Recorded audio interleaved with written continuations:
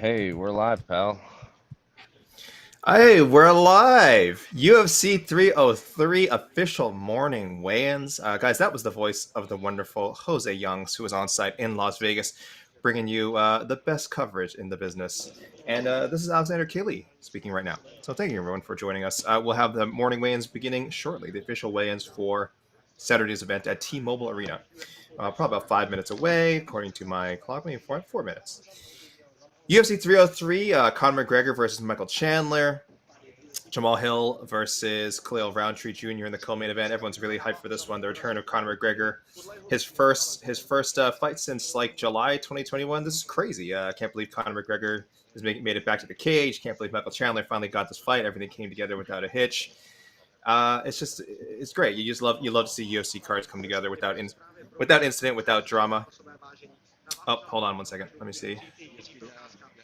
Conor McGregor out. Toe injury. The, the hell did this happen? My Hill's out too? Alex Pereira, perhaps. Oh my god. I'm just reading MMAfighting.com right now and just catching up some updates. I have the last couple of months of updates and yeah, it's crazy. This UFC 303 card underwent some changes. Looks like we've got Alex Pereira and Jiří Procházka rematch in the main event. Brian Ortega, Diego Lopes, featherweight co-main event. Don't know where the hell that came from. Anthony Smith, Roman Dolidze. I thought this was supposed to be Roundtree and Jamal Hill. I guess that's not happening. Well, it's been an eye-opening morning for me, guys. I don't know if you guys are aware of all these changes, but here we are. We still have weigh-ins. We still have people set to go. I imagine, as usual, I think we're going to see the champions weigh in first. I think we will see Jiří or Alex Pereira weigh first. I imagine they'll let Alex Pereira go. But yeah, I don't think it'll be too much drama, guys, surrounding the main event. We do have some people on the card who I'm not going to name names right now. I think as we get a little further along and we have to wait for certain people, we can start discussing some people's weight miss history, some of the cut difficulties they've had. But for now, I'm not super worried about Alex Pereira, Jiří Procházka, Brian Ortega, or Diego Lopes. Brian Ortega has recently teased a move to lightweight in the future. Says the UFC came calling with the Diego Lopes fight, and that's really why he's back here at sticking around at featherweight. But he does sound like he wants to dip his toes into the lightweight pool at some point. He's had so many big fights at featherweight. He just doesn't see a lot of opportunity for him right now. He's not getting Topuria. He's not getting Volkanovski. He's not getting Max Holloway.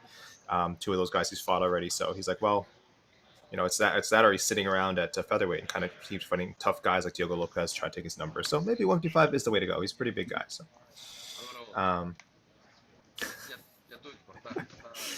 thank you guys in the comments. A little bit of sarcasm, a little bit of satire to start the morning. Yes, this card, of course, has undergone some major changes. Procházka and Pereira agreeing to fight each other on something like 2 weeks' notice. I imagine the gears were in motion a little bit. Well, I shouldn't say that. We know when Pereira got the call. We have video. So yeah, this was thrown together pretty late for what was being promoted as one of the 3 biggest UFC cards of the year. Maybe it still is. It certainly is a quality fight card. But in terms of hype, it was top 3, maybe number 1 again. With what was supposed to be the return of Conor McGregor, we know that's not happening for Michael Chandler. Still waiting. But we got an amazing main event. I love the Brian Ortega Lopes fight as well. As the show goes on, guys, I'm going to try to get your vibe for the rest of it. I know a lot of people don't love the undercard. Again, Smith and Dolidze kind of thrown together. Like, I think it's a cool fight, but not a fight anyone was really asking for. And also one of these weird mutant fights where it was just it was a completely other matchup entirely. And I guess just to keep this light heavyweight bout on the main card, they found 2 names. Again, Jamal Hill was involved. Khalil was involved. Carlos Ulberg was involved, and now it's Anthony Smith and Dolidze, who's had moved down to middleweight and is now coming back on short notice to again help boost this card. So wild stuff, guys. This is MMA. This is MMA in 2024. I saw someone ask before, someone DM'd me, is this like the most injury-riddled year of the UFC ever? I don't think so. No. I think we just forget. I think like 2014, remember? Sure. 15, whatever it was, when I think every single main event, like something happens, and that led to UFC 149, where the only original fight on the card was Czech Congo versus, can't even remember. Yeah, this is, I think, what Cup Swanson said at Media Day. Young fans, go do your research. Because this is not even in the top 3 most injury-riddled years. That's what I thought, and I don't think it's just because like, oh, we're used to so many changes. I just think we have had years where we're like, holy cow, like that It injury bug was is it just was like flying around. pre UFC APEX, like, and kind of one of the reasons that led to the APEX and the PI being built was Hmm. because the fighters were having to rehab and everything on their own and getting hurt in their own camps. Anyway, I see Right. Michelle Waterson about to weigh in over there, as you can see on the screen. What is M? All right, thank you all for being here for the official weigh-in for start UFC us off? 303 Pereira versus Procházka 2. We do have an announcement off the top. The co-main event Whoa. between Brian Ortega and Diego Lopes will now be contested as a lightweight fight, 156 pounds, the divisional limit. All right, with that, we will get to our first athlete in the women's strawweight division, the number 14 ranked contender, Michelle Waterson-Gomez. Respect to Michelle Waterson-Gomez, the veteran. She's getting the first call up here. Consummate professional, not expecting much drama here. She has made this weight many times in her career. It's really a 105 or was once upon a time. 115, the official weight for Michelle Waterson-Gomez. 115, guys, for Michelle Waterson-Gomez, and we are off. Me too. All right, next fighter to the stage, competing in a featherweight prelim, Andrei Fili.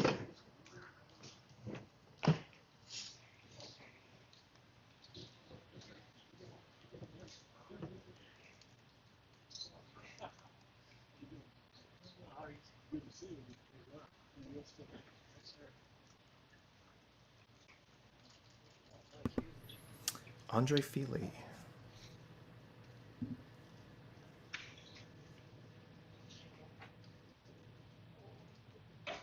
$145.5, the official weight for Andrei Fili. 145.5 for Andrei Fili. If Jose Youngs were a fighter, he might be Andrei Fili.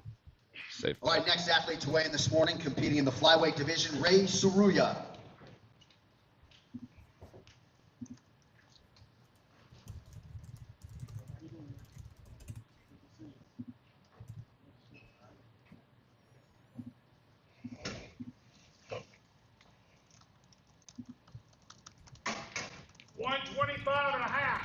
$125.5, the official weight for Ray Suruya. 125.5 for recent Road to UFC winner, All right, Ray next fighter to the scale, one half of the co-main event live on pay-per-view, the number 14 ranked featherweight contender competing at lightweight here Saturday night, Diego Lopes. Okay, as John Anik just said, this is 155 now, guys. 155. Do not be alarmed. 155. 155, the official weight for Diego Lopes. And there you go, 155 on the dot for Diego Lopes.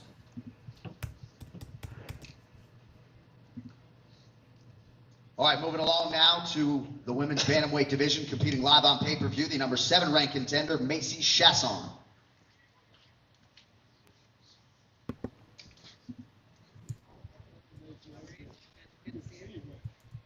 Macy Chiasson, huge opportunity here for her.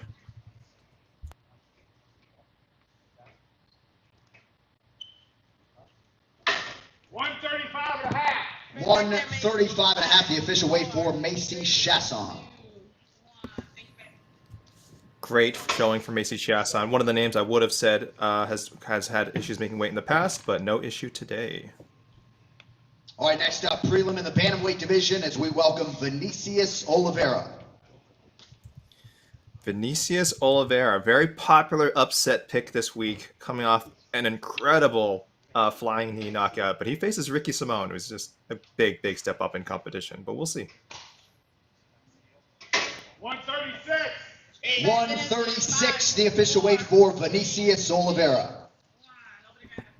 That was 136 for Vinicius Oliveira.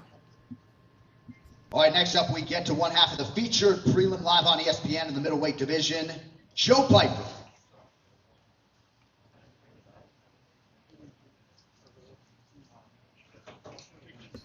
Joe Pyfer, you should be him, I've been told. Looks to be in fantastic shape.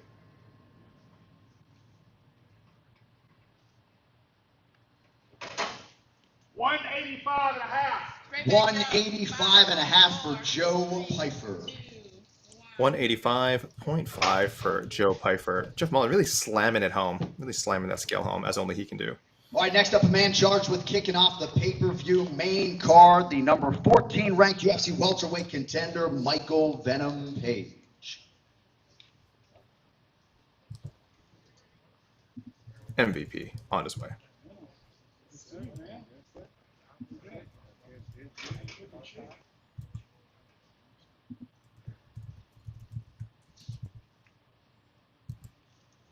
$171.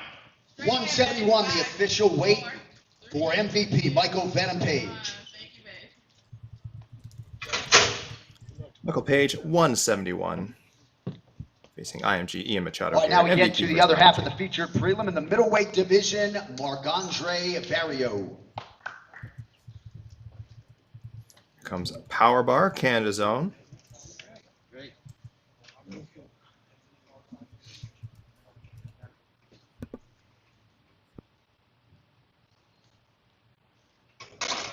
$185. 185 for Powerbomb, Marc-André Barriault. 185, championship weight. Championship weight for Marc-André Barriault. All right, next fighter to the scale competing in a featherweight prelim, Charles Jourdain. Charles, all the Canadian content coming up. Here comes Charles Jourdain.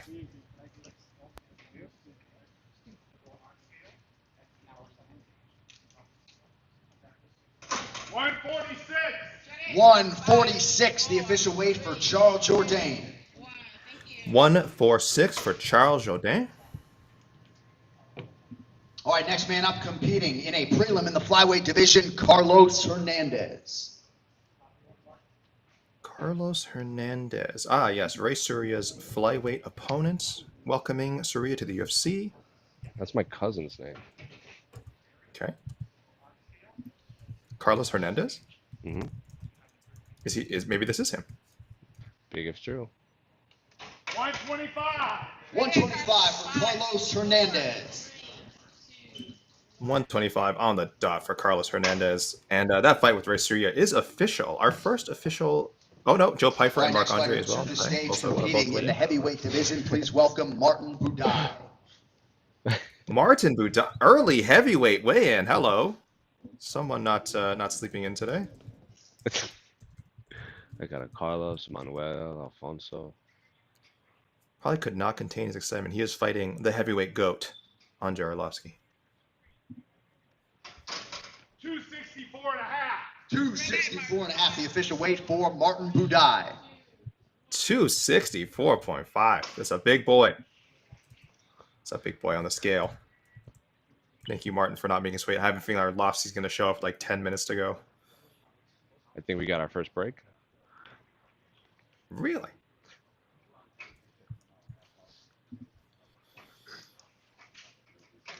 All right. Well, that's nice. I don't know what he is doing. I'll send Jose will provide a graphic for you guys shortly. We'll tag team on that, but just to give a quick rundown. As far as the main card guys goes, we are still waiting for the main eventers, Alex Pereira and Jiří Procházka. Again, do not expect too much weigh-in drama there. We also waiting for Brian Ortega. His bout with Diego Lopes was changed to a 155 bout. So we've seen Diego Lopes weigh in already. Came in 155. We are waiting for Ortega. Both guys, of course, normally featherweights. Ortega twice his challenge for that belt. And Lopes could be challenging next year with a win over Ortega and probably another top 5 win after that. Otherwise, we are waiting for Anthony Smith, Roman Dolidze, Mayra, Bueno, Silva, and Ian Machado, Garry. But we have seen Macy Chiasson, 135.5, and MVP Michael Page, 171. And we got a couple of prelim fights official. Joe Pyfer, Marc-André Barriault have both weighed in, as have flyweights Ray Saruya and Carlos Hernandez. But plenty of names to wait for, plenty of excitement to be had, guys. We're still waiting for, again, Payton, Talbott, Ian Machado, Garry, Cub Swanson, another legend, Andrei Arlovski, another legend. Got some great names on here. Ricky Simone we're waiting for as well. So exciting stuff. But don't quite get throw up a graphic just yet, I don't think. But so let me just catch up with some stuff here, guys. We have Errol Helwani. You guys may have heard of him. Very promising young reporter. He is reporting it is Ortega's side that was not able to get down to 146. That kind of makes sense. Like, I know both guys got the call, I imagine around the same time for this fight. But also, like we said, Ortega told MMA Junkie's Mike Bond that he had kind of been eyeing a 155 move, just because he'd fought so many people at 145 already, and there's no title shot, there's no path to a title shot there. So, you know, just go for fresh matchups at lightweight. So I bet Ortega probably was a little bit heavier. I'm just speculating, but I imagine Ortega was a little bit heavier than he normally would be. And then they called him for the Diego Lopes fight and probably got him a nice paycheck. And he said, well, I guess I got to try to make 145, and couldn't do it. But I'm happy for it. Anytime guys are thrown, the smaller weight class especially, are thrown into a short notice fight like this, why make them cut to 145? I know it matters a lot for Diego Lopes, guys. I know Diego Lopes is someone they want to push towards a title shot, but I would like to think that if he wins on Saturday, they're not going to go like, oh, well, yeah, Lopes beat Ortega, but it was a 155. Like, Roman Dolidze. here comes Roman Dolidze again, coming up from 185 for the short notice fight. Takes on Anthony Smith. What a weird thing it would be if Roman won and found himself back in the top 10 at light heavyweight.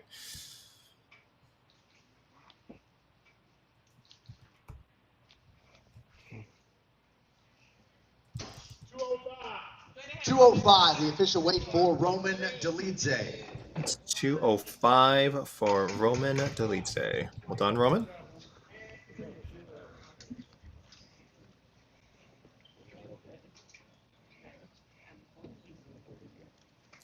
We got some further reporting. I want to from our own Michael Heck, who says Diego Lopez's team got a call around 3:30 in the morning. That is fight with Ortega. Excuse me, guys. Lopez got a call 3:30 in the morning. His fight with Ortega would be moved to 155 pounds. Lopez apparently was already ready for a featherweight bout, so was already hovering around 145. And just had himself a nice breakfast day, or rehydrated, which must be nice. Rehydrate a little bit, and then we just saw him earlier come in at 155. So, I don't want to, guys. I don't want to call anybody. I know. I have a feeling some people are going to say like, oh, well, we gave Calvin Gastelum so much crap last week. The Calvin Gastelum situation was very, very different. It wasn't short notice. He knew well ahead of time that was a welterweight bout. He'd made all these promises that he could make 170. Ortega has not had problems making 145 in the past. I'm sure it's not easy for him. Like we said, he's a big guy, but has not been an issue. So it's definitely a different situation. I wouldn't be mad at Ortega's side at all. Don't know how Lopez's side feels about it. I'm sure they're not super pleased, but Ortega's in kind of a weird situation.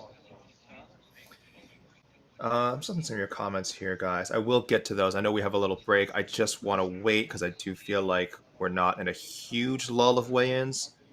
We do have plenty more to come. Gillian, Robertson still, Yanis, Ghemmouri, Silva, as I said, some other big names as well. Cub Swanson, Ian Machado, Garry, Ortega himself. Hopefully that fight is not in jeopardy. Again, it was kind of put together in a weird way.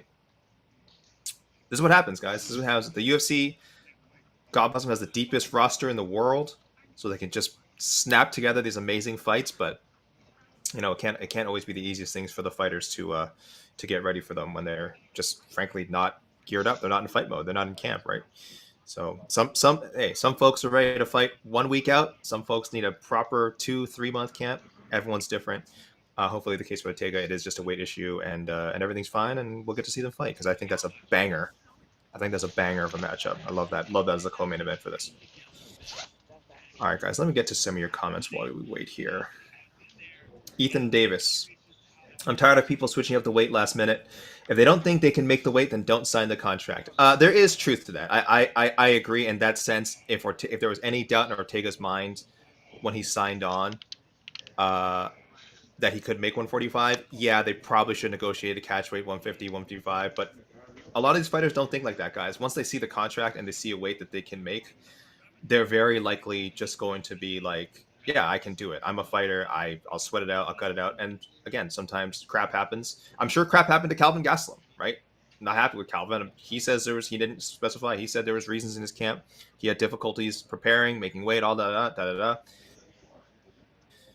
Fighters have excuses. It's up to the fans how much you want to accept it. Again, I'm a little more forgiving of Ortega in the situation. Alex Pereira has not weighed in yet. Neither has Jiří Procházka, guys. So we're still waiting for that. I'll leave a little note in the chat, guys, so people don't have to ask.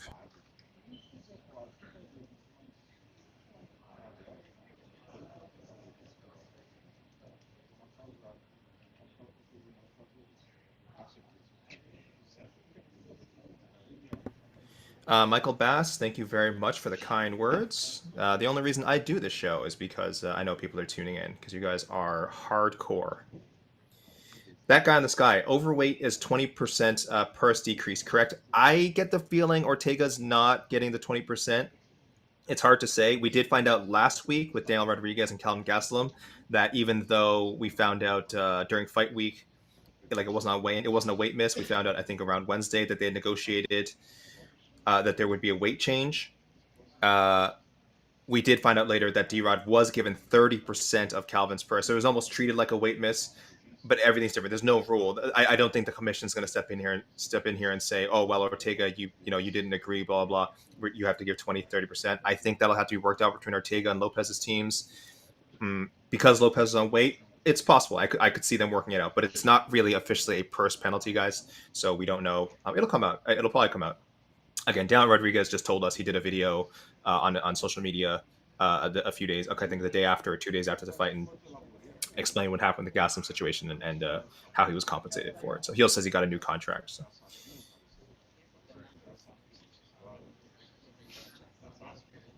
Just looking at your comments here, guys. Monte Carlo, Alex Pereira by exorcism. Yeah, big story of the week. Jiří Procházka just straight up laying it out there. He called him out for using the spirits. It was a bit bizarre. He said it on the MMA Hour and then followed up with it on Fight Week and has not backed down. I don't know, guys. What is the legality of, again, using the spirits above, using the spirits within, using the spirits all around us to aid you in your fights? I think it's perfectly legal, but I'm not the one stepping in there with Alex Pereira, so. Oh, there we go. Oh, thank you. New York Rick just sent me an update. This is from Era Hawani as well. I'm being told Lopez is getting more money, guys. So Lopez is getting compensated. So perhaps they are treating it like the Calvin situation. Like I said, Calvin gave up 30% to Daniel Rodriguez. No idea what the percentage is going to be this time. It may not be 30%. It might not be 20%. It might be lower than that. We don't know. But it does sound like they're aware. The Ortega side is aware that they're at fault, and that Lopez's side was kind of smart to say, hey, we're on weight. We're ready for featherweight. You guys are making us fight a bit heavier than we wanted to. We want compensation. So good job. Good managing. Good job, guys. Fight for your fighter. Fight for your fighter. That's what we say. Left lane MMA. Hope Ortega gets whooped now. If you know you can't make weight, then just book the fight for 155. Again, yes, very true. I agree. I wish more fighters would do this, but they're very much incentivized to compete in their weight classes. Not like financially. I don't think they get extra money for competing in their weight class. They're just doing their job. But you'll rarely see the UFC encourage fighters to take catch weights. I don't know why. I think it's just neater for the fans. They like fans to know this guy's a featherweight. This guy competes at featherweight. I think they think it muddies the waters when guys jump around and like, oh well, I'm just gonna take the short notice fight at 155 even though I'm a featherweight. I think they don't like that. It's silly. It doesn't make sense, but I do think they like to keep things simple.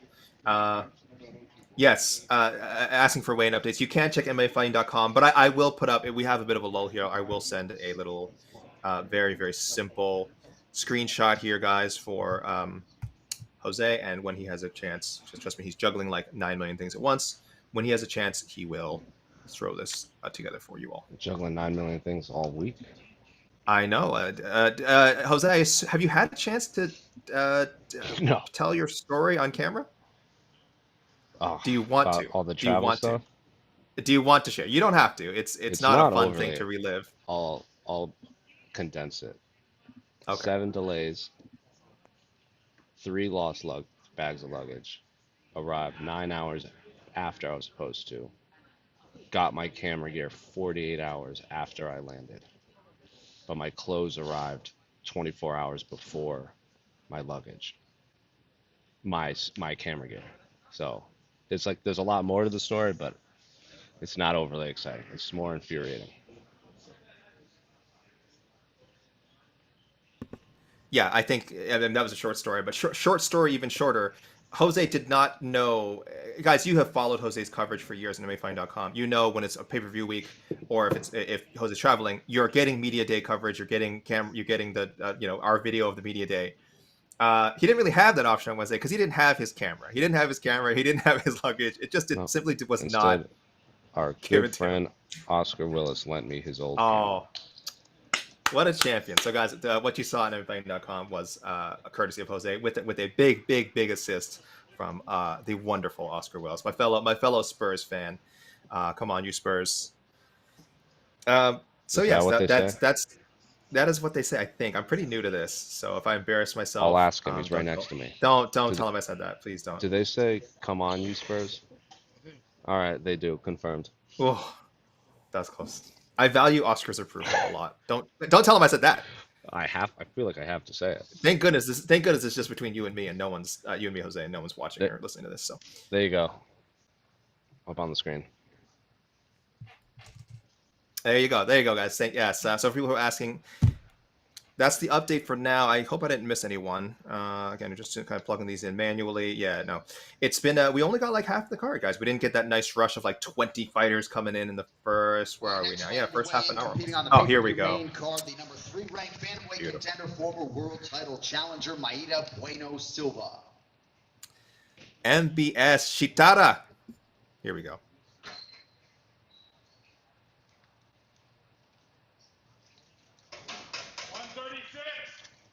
136, the official weight for Mayra Bueno Silva.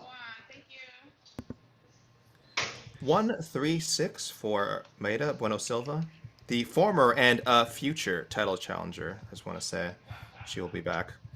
Her fight with Macy Chiasson now official, so they both successfully weighed in. Still waiting for some of the big guns, guys. Please stay tuned in.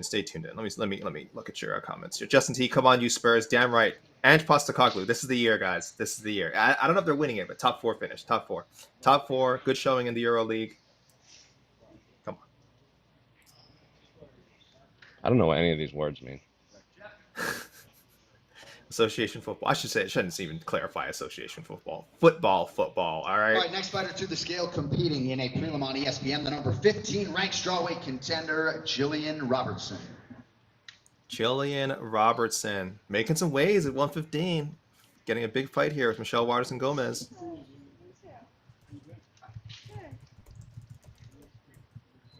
Another Canadian. 116, the official weight for Gillian Robertson. 116 for the former 125. Good job, Gillian. Jose, do you know why there's so many Canadians on this card? Was there like an event that was supposed to? How did so many Canadians end up here? I have absolutely no idea. I would imagine a bunch of them might have been on that card you and I covered in January, so maybe time-wise. Yeah. It's just a timing. Yeah. Like because Jourdain, Gillian, and Marc-André were all on that Toronto card, so they probably all were ready to go at the same time. There you go. Simple answer. UFC 297. Great time for me. International Fight Week. Oh. So our neighbors to the north needed something.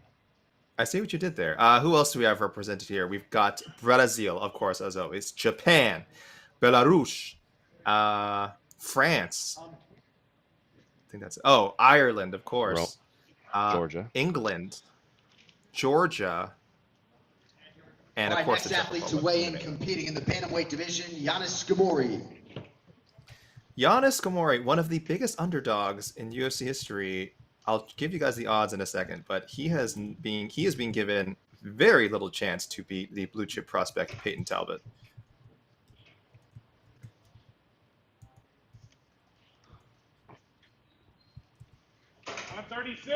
$136, the official weight for Yanis Ghemmouri. 136 for Yanis Ghemmouri. You know, he at least beat him to the scale. That is for sure. So good for you, Yanis. But let's go to our pals at DraftKings. People, as I always say, don't gamble on MMA, but if you must, use DraftKings promo code the MMA Hour. What do we got here? The line has not moved at all. This is pretty much where the line was at the beginning of the week. Payton Talbott minus 1,600 favorite. I did not misspeak, guys. Minus 1,600 in his third UFC fight. 8-0 so far. 2-0 obviously in the UFC. Minus 1,600. Ghemmouri is a plus 900 underdog. I think it's a little crazy. I get it. Ghemmouri is... he's coming off a knockout loss, a body shot knockout loss to William Gomez, who hasn't been able to finish anyone. So it's a bad look. And he also, I think, is not a great wrestler, and which is one of Talbott's strengths. So the assumption here is worst comes to worst, Talbott will be able to take him down at will. It makes sense that he's an underdog. Don't get me wrong. Like, plus 900. 9-1. Don't bet on MMA, guys. Don't bet on MMA. But that is a shocking. Is the man around that's a shocking. This fight card was built. The undisputed UFC light heavyweight champion, Alex Pereira. Alex Pereira, here he comes.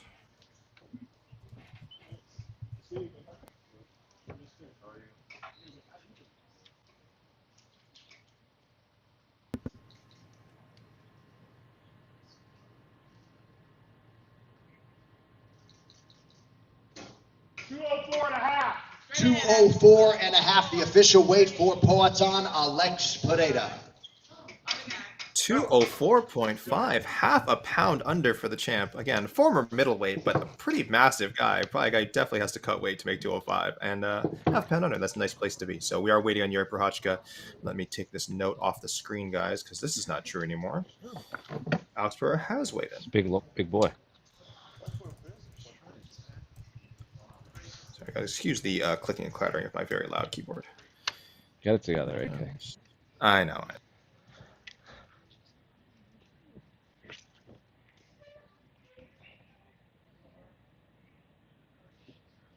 There you go. Jose, I will send you an updated screenshot in a moment, now that we have at least one of the main eventers up there.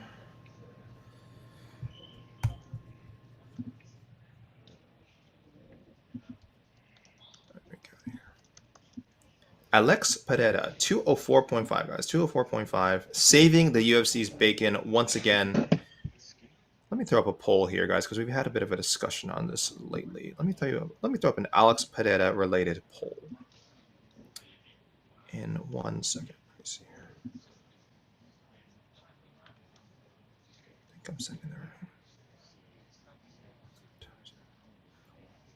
Yeah. Okay. Send Jose a little update there, guys. Throw up on your screen.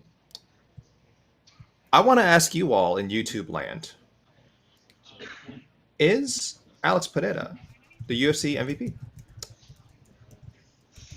You can use, guys. You can use whatever criteria you want. It does not mean most. It does not mean most famous. I will say it does not mean most famous. But is he their most valuable player right now? He is. He won, I believe, our 20. Was he last year's Fighter of the Year?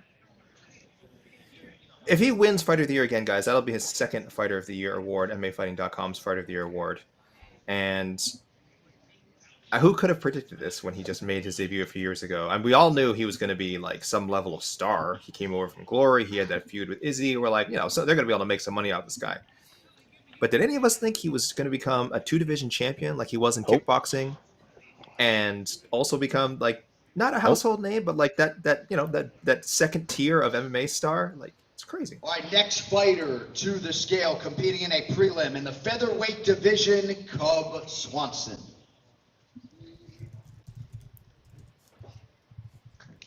The legend. And yeah, I said it. The legend, Cub Swanson. Here he is.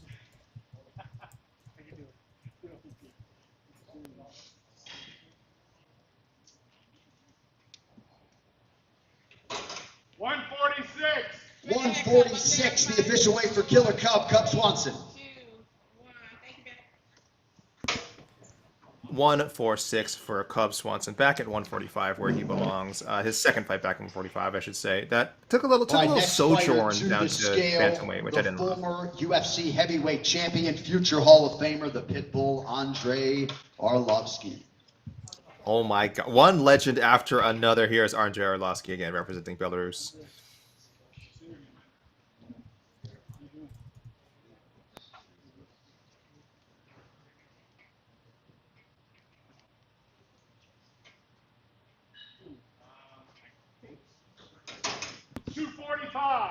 .245, the official weight for Andrei Arlovski. 245 for Andrei Arlovski. Never the biggest heavyweight, but absolutely a legend in the division. His fight with Martin Buday is official. Cub Swanson's fight with Andrei Fili is official. We are cooking with gas here, guys. And before you ask, yes, this is Andrei Arlovski's 42nd UFC fight. 42nd, sorry, 42 UFC appearances, guys. His 69th pro fight overall. Absolutely insane. He trails only Jim Miller because the two just keep fighting 2 or 3 times a year. So he's not going to catch Jim Miller until Jim retires. I don't know who's going to retire first. Honestly, I would have predicted Arlovski was going to retire like 2 years ago. So they keep chugging away. But yeah, Arlovski at 42. Close behind Jim Miller at 44, which is just crazy. Like these guys, people, please appreciate them. I know Andrei Arlovski is not in a friggin' fight of the year contender every time he goes out there. I understand. We've joked about it, guys. We've joked about that. Your average Arlovski fight, sometimes it's not the most entertaining thing. Same with Michelle Waterson-Gomez. Big Michelle Waterson-Gomez fan. She's had some fight of the night worthy fights for sure. She's also had her fair share of stinkers. It happens. But the longevity, the professionalism, the work that these fighters have put in for years and years and years and years and years. Cub Swanson, I mean, there's a guy who doesn't have a boring fight and again has fought just the UFC for Cub. This is appearance number 24. Hey, question. Yes. You said that Payton's opponent's one of the biggest underdogs in UFC history? Correct. Damn. Oh, wait, is there a question, or you just had to? No, Oscar and I was looking at the odds next to it, and obviously that minus 1800 is what it was, just like plus 900 just jumps out. Yeah, you don't see that in the UFC. Next fighter you don't to see the scale. I'll talk more about this. In the co-main event live on pay-per-view, the number 3 ranked featherweight contender fighting in the lightweight division here Saturday night, Brian T-City Ortega. Brian Ortega, guys. Again, this is at 155, as John Anik just reminded us.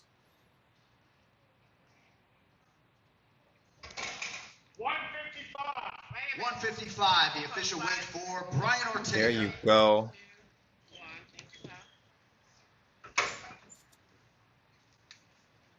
$155 for Ortega. Guys, I will throw updates on the screen in a bit, but his fight with Diego Lopes, who also came in 55, is official. Again, this is a lightweight contest. Had to be changed up. Ortega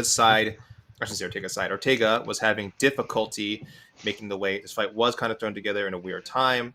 He was planning a move to lightweight, so I'm making excuses. You guys don't have to accept them. I'm just giving you the circumstances around this fight for Ortega. All right, next fighter to weigh in this morning, competing in a prelim live on ESPN in the bantamweight division, Ricky Simone. And Diego Lopes is being compensated, guys, for the late weight change, by the way. We don't know the amount, but he did get some. Actually, he's getting some extra money. Ricky Simone.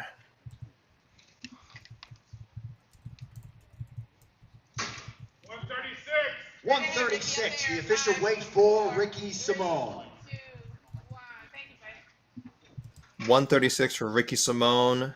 Opening the card, a top 20 fighter in one of the toughest divisions in all of MMA. You could tell me he's number 16. You could tell me he's number 25.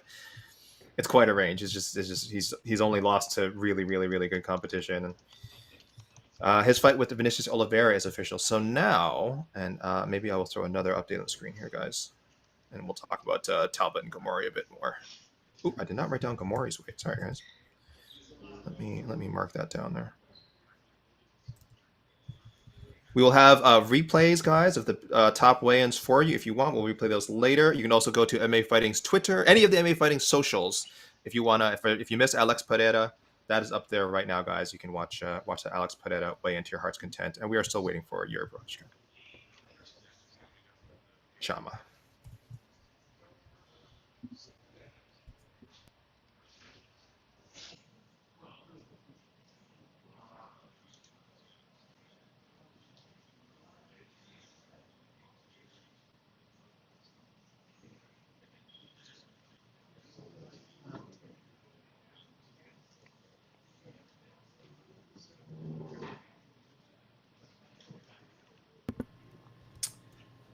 Sorry, guys. I will, like I said, I will have some Ghemmouri and Talbott talk for you in a moment. Again, Talbott is the definition of a blue chipper. He's gotten good exposure. He got good exposure in the Contender Series, 2-0 in the UFC, two pretty compelling fights. People like his attitude, his marketability. They like what they've seen so far from him skill wise, and he is really being pegged for great things, including, like I said, a monster win on Saturday, minus 1,600 favorite, which is odds that we just do not see at the UFC level. As I was saying earlier, that's something you might see on a Bellator or PFL prelim, where like it's clearly they're trying to build someone up. You would have seen, this is not the best example, but Kimbo Slice Jr., for example, Kevin Ferguson Jr., Kimbo Slice, Baby Slice, whatever you want to call him. When he was coming up in Bellator, if you go back to his history of odds, you guys can find some odds on Tapology. You'll find that like Kimbo was, Baby Slice was like minus 1,000, minus 1,200 against guys who they were lining up to beat him. Like, but that is like we're talking about like regional guys, like really, really low level regional guys who they would bring in. It didn't always work out. I think his first loss, I'm pretty sure. I'm going to stop talking on my butt. I'm going to look this up. But I know he was a massive, massive favorite. Let me see if I can find Kimbo Slice here. Sorry, Kimbo Slice Jr., Baby Slice. His loss to Corey Browning, he was a minus 1,000 favorite, depending where you look. So a 10-1 favorite, and then he lost. And I don't know what Browning, I assume Browning was equivalent, plus 630 underdog. So there you go. This stuff happens on these cards, but it generally doesn't happen in the UFC. Even though we know the circumstances are similar here, Yanis Ghemmouri is an opponent that is being set up for Payton Talbott. Like, Ghemmouri has fought for Brave. He's fought for some pretty big promotions before fighting in the UFC. And I guess the level of competition is maybe comparable, but it's still surprising to me. Let me see some of your guys' comments on this. There you go, guys. We've got the updated graphic for you on screen. Monte Carlo, Yuri's trying to cast a spell backstage. No, he wouldn't. He doesn't fight fire with fire, guys. Yuri doesn't fight fire with fire. Come on. He wouldn't do that. Left lane, AK, what's your pick for the co-main? Oh, that's a good question. I'm going to go Diego Lopes. I'm a big Brian Ortega fan. I just think and I've counted him out before. I think I picked him to lose the Yair rematch. I'm pretty sure. I picked him to lose the Yair rematch, and I was very wrong. And I picked him to beat Volkanovski. I don't know. I'm terrible. I also picked him to beat Holloway. So I don't think I've picked a Ortega fight correctly in his last like 5 fights. Oh, you got a piece of gum. I don't even think I picked him to beat Zombie. So for Ortega, let's see how I get this one wrong again. I'm picking Diego Lopes. I just don't like the circumstances under which Ortega took this fight. I know he's the guy. He's always prepared. He's always well trained. I know he has a way of just gutting out wins, which is exactly what could happen on Saturday. I could see Diego Lopes ahead on the cards through half the fight, and then as round 2 comes to a close, round 3 starts, things sort of turn around for Ortega. I could really see that happening. But I think Lopes is pretty solid. I don't think he'll just give away a win like that. So give me Lopes by decision. But Ortega's definitely a bit of a wild card. Let's see what DraftKings says. Excuse me, guys. Very unprofessional. DraftKings almost a pick'em. Brian Ortega, slight underdog, plus 114. Diego Lopes, slight favorite, minus 135. So yeah, I'm boring. I'm kind of going with chalk here, and I'm going with Diego Lopes. But very curious what you guys think. D. Hughes is picking Pereira, Diego Lopes, Mayra Bueno Silva, Ian Machado, Garry, and Roman Delitse for the upset. Wow. Okay. All right. Michael Harris, any upsets in your crystal ball? I mean, I really want to say Yanis Ghemmouri, but I'm just not that brave. I'm not that brave. I also, let me see. I got to take a look at the odds here. I don't know exactly who is underdog in all these fights. I'm kind of leaning towards Jiří in the main event, if you guys consider him an underdog. But again, this fight is full of near pick'ems. On DraftKings right now, Alex put a minus 142, Procházka plus 120. So plus 120 is almost a pick'em. It's like to say Procházka's an underdog is not really true. But by the barest definition of the word, yeah, he's an underdog. All right, next fighter to weigh in this morning, competing in the featherweight division, Jean Silva. John Silva. A lot of hype around this young man as well.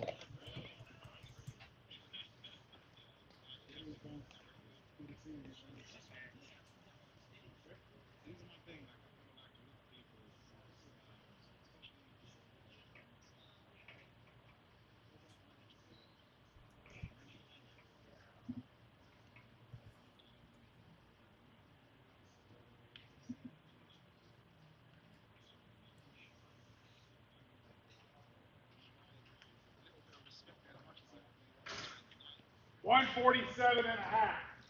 Oh, no. 147.5, the official weight for Jean Silva. That is a pound and a half over the featherweight limit. 147.5 for John Silva. He did not look happy stepping onto the scale, did not look happy as it was being read out. You saw Jeff Mullen really making some adjustments on the scale. Again, Jeff Mullen, one of the more generous weigh-in commissioners, I would say. I would argue anyone who's seen the Las Vegas weigh-ins, he typically brings it to the area where it's supposed to be, gives an eyeball, slams it home. This time he really took his time, and that means John had to be off. So 147.5 for John Silva. I believe by Vegas rules, he will be able to weigh in again if he's medically cleared. So we will see what happens there, and we'll get an update on that as soon as possible.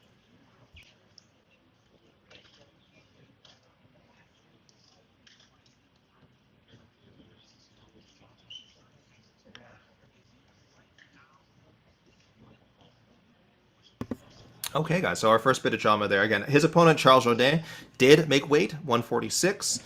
I assume even if Silva cannot make it, assuming, again, it's not a medical issue, the fight will proceed. And by, standard, he'll probably give 20% to Jourdain, and it'll go on as a catch weight. But yeah, bad luck for Jean Silva, unfortunately. Again, someone who I know a lot of people are looking forward to seeing compete, seeing if he can get a big win over a veteran like Jourdain. Yeah, not a great look. Not a great look for Jean Silva. I'm just trying to see if he's had any issues making weight prior to joining the UFC. I don't see it. Thank you, Topology. We have a little replay going right now. Okay, here we go.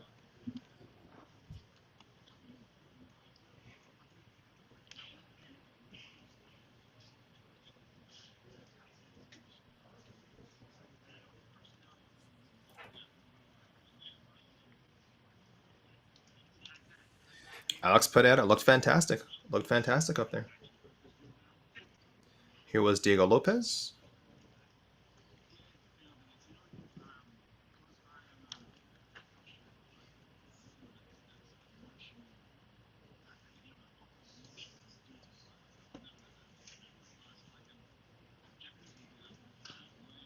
Here was Brian Ortega. Remember, guys, this was 155 pounds.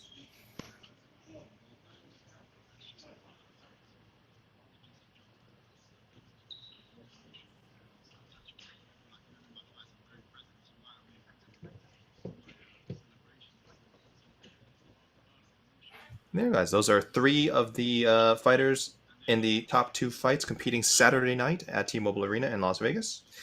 I'll answer some other questions, guys. I did want to get the underdog question here. Someone asked about underdog picks. Again, I like MVP and I like Jiří Procházka, but again, very slight underdogs. Jiří plus 120, Michael Page plus 130. Who knows? I don't know if that'll move by the time fight night rolls around. Cub Swanson's an underdog to Andrei Fili. Plus 195. Wow, that is sizable. Cub would definitely be a good pick then. Outside of that, I don't want to touch anything else. I see Arlovski's 2-1 to Buday. I would not recommend anyone bet on Arlovski fights these days, except taking the over. That's sorry. That's one thing you should always do when Arlovski is fighting. Definitely take the over. Vinny Oliveira is an underdog to Ricky Simón. Like I said, very popular underdog pick. I'm not super sold. I've got in my mind, I'm thinking Simón by decision or submission in the third round would be my bet. But like I said, I'm not actually betting, so don't listen to me. Arlovski and Buday, the over is over 1.5 minus 360. again, if you're a better guys, you like putting a little money down, maybe consider taking the over on this one, because I don't think minus 660 is really high. I don't think it's high enough. Frankly. I want to get to Ikumi Salazar. Which Canadian fight are you looking forward to the most? I can't pick one. Can I? And it's weird because the one I'm picking is obviously Joe Pyfer and Marc-André Barriault, but it's very likely a fight that the Canadian boy will lose. But it also could be entertaining for as long as it lasts. So, of the fights, like that's probably the one we'll be talking about the most. Gillian Robertson, if she gets submission of Michelle Waterson-Gomez would be amazing, but just I don't know, pretty hard to do. I'm trying to think. I'll go with the obvious choice, the bout that is leading the prelims. No, not leading, excuse me, closing out the ESPN prelims. Joe Pyfer, Marc-André Barriault. I don't think Marc-André is going to pull off the upset, but if he did, it'd be a huge moment and a little feather in the cap for Canadian MMA guys, and we don't have too many of those these days.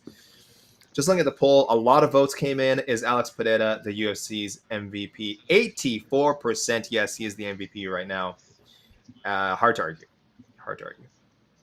How's the weigh-in board? Joseph, I will put up the weigh-in board in a second. Let me just verbally recall here, because there's not that many names left. I can tell you, and I've already forgot to add one. There we go. Great work by me. I can tell you we are only waiting on Jiří Procházka, Anthony Smith, Ian Machado Garry, and Payton Talbott. So just 5 names, 5 big names, but we are only waiting on 4 names. Math is hard, guys. All right, now we get to the other man charged with kicking off the pay-per-view main card at UFC 303, the number 7 ranked welterweight contender, still undefeated, Ian Machado Garry.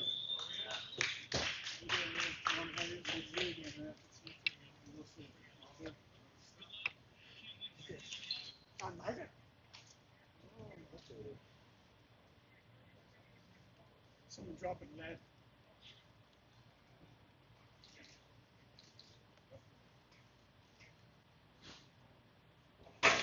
$170.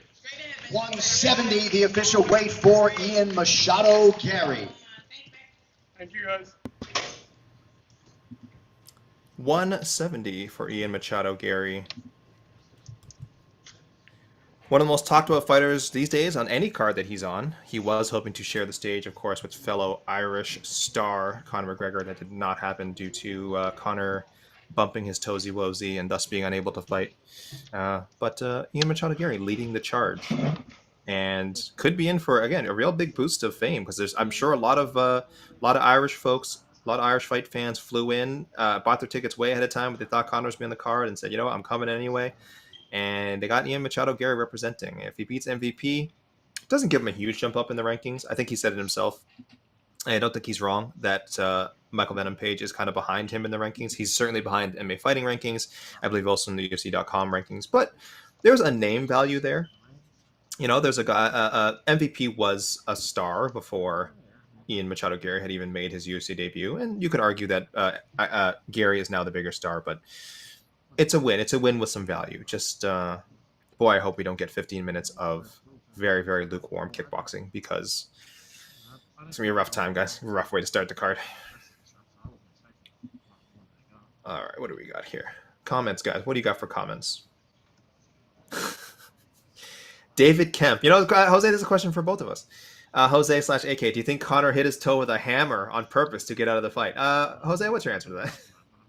No. No? Hard no? I'll say yes. Hard no. I'll say yes, no elaboration. Yeah, I'm actually, I thought that was... Mystical fighter Jiří incoming. Yeah, we hope so. Does Ian finish MVP? Michael Venom Page is much harder to finish than I think people think. I don't know if we all remember the Douglas Lima KO. That was awesome. Yeah. In 24 fights, that's the only time he's been KO'd. I think he's been rocked in other fights. My memory is a little bad when it comes to some of these Michael Venom Page fights. A lot of them not lasting more than like 2 minutes. Boy, can Ian Machado Garry finish him? I don't think so. I hope people aren't disappointed if he can't, because I just wouldn't expect it. Again, like MVP has some losses, but he doesn't get finished, really. So I'm going to go pretty firm no. And just for fun, I'm a little curious what Machado Garry by KO is here. Let's take a look. Let's take a look together, guys. Plus 400. So it is a long shot. If by some chance you feel like you're in the know, you really got a really good Machado Garry feeling that he's going to just level MVP at some point, plus 400, go for it. I don't think it's a smart bet at all. Hank Hill says Yuri's backstage with the Ouija board trying to convince Poetan Spirit not to shoot. I really like Yuri Procházka. I think we all do. I do think he's doing a little bit of a bit. I think he's more self-aware than people think. I don't think he's 100% serious. It's hard to tell because he's so sincere and his intensity is seemingly at like 100 at all times. I feel like he's very slyly doing a bit. I think he has like an amazingly dry sense of humor, and I think he's slyly doing a bit. Maybe I'm wrong and he really believes what he's saying. That would not surprise me either. Yuri is a madman. I mean, everything we know about him tells us he's a madman in the best possible way.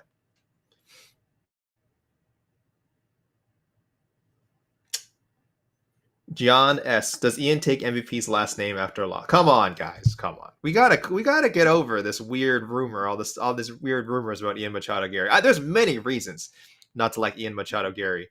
That's fine. But I think the circumstances around his marriage and all the whatever weird fake rumors that came out are so bizarre. And hey, we're fans. We like gossip. I like gossip as much as the next person, but I do think it's a little silly. So.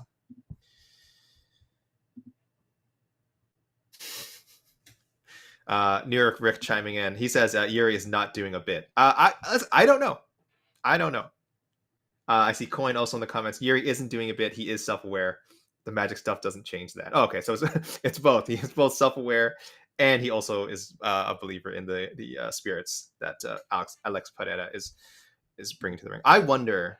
I didn't keep track of the line, guys. I do wonder how much the line has been changed over the week with the revelation that Alex Pereira is, channeling possibly the dark arts to fight Yuri, because I imagine it can't have hurt. It can't have hurt Pereira. I mean, I imagine more money would have come in. Master Razvan, Anthony Smith, the opponent is ready. No, sir, no, Razvan. We are still waiting on Anthony Smith. He's the veteran guy. He's not a big 205er, so I feel like Anthony Smith is a guy who's just taking his time. As I say this, I'm sure we'll get some breaking news about Anthony Smith at this point, because I don't know what I'm talking about. But my understanding would be that he's just taking his time. He's done this many, many times, guys. This is not his first rodeo. Certainly not his first rodeo at 205. And yes, I'm going to keep saying rodeo.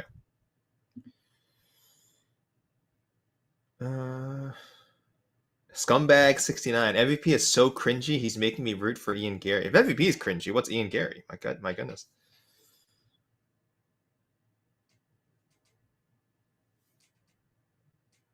Jumpy 464. Yuri is real if you listen in his language. I do wonder that with a lot of the fighters who speak English but are obviously from other countries, like how much their personality and stuff, how different it is when they're sort of speaking in their native language. They're a little more comfortable. So I don't know. If you guys speak Czech, then you can probably tell me for sure. But apparently, yeah, it comes off the same way.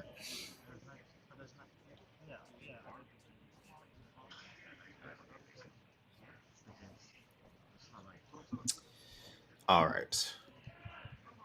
Let's talk main event a little bit, guys, since we're talking about Alex Pereira and Yuri Procházka a lot. The first fight, I think we can all agree it was an early stoppage. Let me get Jose. Jose, are you there? Yep. The first fight was an early stoppage, right? I'm not saying a bad stoppage, but it was early. Yeah? Huh? No, I don't know. No? I don't know. I don't think so. He was out? I think he got punched in the. I think he got punched in the face by Alex Pereira, yes, and then elbowed a bunch of times. That is true. Galactus says Yuri speaks perfect English. Stop reaching. Yeah, he does speak really good English, but I know a lot of people who speak pretty good English, and they don't necessarily convey. They're very different from how they speak in their native language. If you don't know that, I mean, you're an idiot. So I have family. My family's from Peru. They speak excellent English, but I guarantee you when they speak in Spanish, they communicate very differently. It's just how life is. I don't even know why I acknowledged that comment. My apologies to the rest of the chat who had to deal with that. Yuri Jiří himself said it was not an early stoppage. He was asked, he said, no, Jiří had no issue with the stoppage. I think some people have. I still think it was early, but I also don't say, for me, early stoppage does not equal bad stoppage every time. There are early stoppages that are bad, but not every early stoppage is bad. I thought the stoppage was fine. I would have liked to have seen it keep going. That may have ended very badly for your Procházka. Like, if it kept going, we could be talking about your Procházka. Like, the highlight could be very different. It could be him getting his absolute just brain smashed in by Alex Pereira. And I get it. As fight fans, a lot of us, that's what we want to see. But the less sadistic side of me is like, okay, that's fine. I'm fine with how the winner was declared, or I'm fine with how that turned out. I'm leaning towards Jiří this time personally. I don't have this is a vibes pick. He wasn't doing badly in the first fight at all. I think anyone who's watched the first fight, you could see, like, yeah, I mean, Jiří gives a lot of people problems. He's unorthodox. He has, frankly, just as much knockout power, I think, as Alex Pereira. I know he doesn't have the same reputation for the death touch, but I mean, to watch some of Jiří's highlights, holy crap! Like when he lands the strike he wants to land, people are just gone, man. Like they are done. So I am actually thinking he turns the tables this time around. I think I don't know if he can. I think he has to avoid getting caught. I think that's the game plan for anyone fighting Alex Pereira. I think he has to avoid that, and I think he will. I think getting to fight him twice is like the data you learn from even, what was the first fight? They were in there for 6-7 minutes, or was it near the end? Sorry, I shouldn't say. It was near the end of round. Yeah, sorry, near the end of round 2. So almost 10 minutes of data. I think all that stuff's really valuable. I think if you're a guy like Jiří, all that stuff you internalize, the way he trains. I'm sure he's thought about those 9 minutes for a long time. And I think he's ready to rock. So this is a totally vibes thing, but it's very much a coin toss again. As the odds say, Pereira -142, Procházka +120. This is, again, Vegas is giving you no strong direction as far as like who's really like, oh my gosh, this guy's definitely going to win. I think Pereira by KO +110. Procházka by KO +180. So there you go. Once again, pretty close. Really, the odds makers feel like a knockout could go either way, but I am leaning towards Procházka just on vibes. I'll give a more thorough breakdown of my predictions, but let me give me some of your comments here, guys. Mike Conlon, Payton is more technical. Yeah, this is true. I think obviously Alex does not get enough credit. He's known for his one shot like killing power, but like his technical ability is absolutely incredible. He was a 2-time Glory kickboxing champion. It's really, I don't think you can do that if you're not a great kickboxer. So his stand-up skills are outstanding. What? Yeah, Jiří and Anthony Smith. Okay, who are we waiting on? Can you say it again? Yes, sorry, I should have put it on. I should update the thing. Jiří, Anthony Smith, and Payton Talbott. And Payton Talbott. The man of the hour. Yes. So the last 3. The last 3. Payton Talbott, Anthony Smith, and Jiří. Jack Bell saying, Jiří doesn't lose in rematches 100%. He is going to win clearly. Okay. I'm curious, what is Jiří's history of rematches? I know King Mo is in there. What else do we got, guys? Who has, if you know more than me, throw his rematches in there. I'm not that familiar with his rematch history. Is it not just King Mo? Sorry, guys. I guess maybe before Ryzen, was there a name I'm not aware of that he fought more than once? Fight fans, you're smarter than I am, so this is your chance to properly school me on air. But I think it's just King Mo, right? That guy and this guy. Jose has a better chance of putting Alex down than Jiří. Wow, come on. Nothing. This guy said you have a better chance of putting Pereira down than Jiří does. That's I mean, you are a great striker, but I think that's more. I think that's more of a burn on Jiří than a compliment to you, sir. John S. Is there no backup fighter? Jose, there's no backup fighter, but I bet if something happened, they would pull Anthony Smith and just. I would imagine. Does that sound? Yeah. If it's, yeah, I would imagine. Yeah. No, but yes, no official backup. There, I don't think you will see an extra 205er weighing in here. Chris Derube, Duval, always, guys. I mean, we're in Las Vegas, but it's never a bad time for it. Where else? Sorry, guys, I saw more of your predictions here. Joseph Boza, my concern is this will be Alex's 5th fight in 14 months. The constant activity is what hurt Izzy versus Sean Strickland. I don't disagree with that, guys. I don't disagree. I think it's great to be active for sure. I think you can make the other case like, oh, he's been active. He's like, he has no rust. Every time Pereira gets in there, like he's good to go. but 5 high-level fights in 14 months is a lot. That is a lot, guys. That's a lot of wear and tear. Now, he did not... It's not like he went through another full camp for this, so you can make the case like, okay, this isn't the normal wear and tear you would experience from having a fight booked, but it is still another fight. It is still a fight. He obviously, once he signed the contract, had to get back in the gym and train, like properly train for.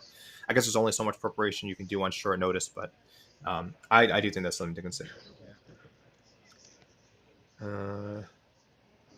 Cesar thinks full camp Jiří would edge, so thinks the camp might be short notice might be negative for Jiří. Interesting. Harman Sarai. The main concern with me is Jiří is his defense in general. He doesn't seem to stop leg kicks. The last fight with Rakic and doesn't have a high guard. I don't see Jiří placing an emphasis on defense. This is true, but that might work against Pereira. Like going, that's I think I did pick Pereira the first fight, but I feel like the berserker style might actually like pay off. I don't know. Ben, Jiří needs an answer for the calf kick. Messed him up the first fight. Absolutely true. You guys are right. Those leg kicks are a huge deal. Well, let's see. I mean, we're going a long way to all right, guys. I think I can. Jay Blumstead just got here late. Any misses? Yes, Jay. We do have one miss. I will update since it could be a while since we see the next person. Do I need to do it? Yes, because we had someone show. We had Ian Machado, Garry show. We did have one miss, guys. We had Jean Silva, who's fighting Charles Jourdain. Jean weighed in 147.5. Now, I believe if he's medically cleared, he'll have a chance to weigh in. I actually haven't checked for an update on that, guys. Let me check right now. He looks very, very unhappy on the scale. To me, that I got the sense that he's not planning to weigh in again, but that is pure speculation. I do not know. Is this it? Who was the last person to weigh in? Ian? It was Ian, yeah. Okay. I'm trying to make sure I caught up on everything. No worries. And now I'm going to send you an update in a second.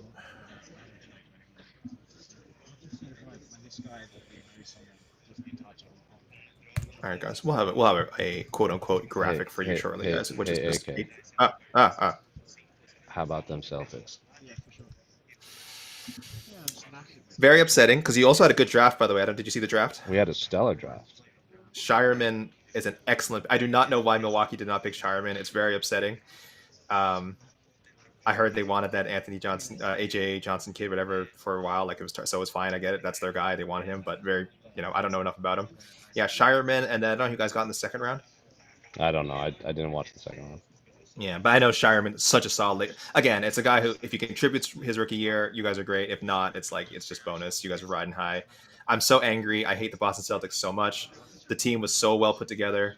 They hit every big trade they had to hit.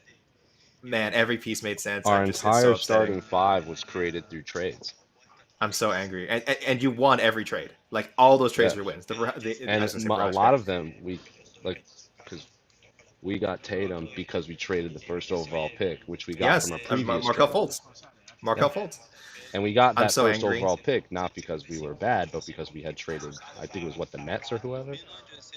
Brooklyn. I think yeah. I'm so mad. I wish your team was a fluke, but I hate that they're going to be competing. That window for them is open for the next 3 years. I don't think they win it again next year, but it wouldn't surprise me if they won it again in the next 3 years. And just saying that makes me want to. It makes me want to puke. It makes me want to puke. We're about to lock up Tatum. About to lock up what's his face? Patrick White.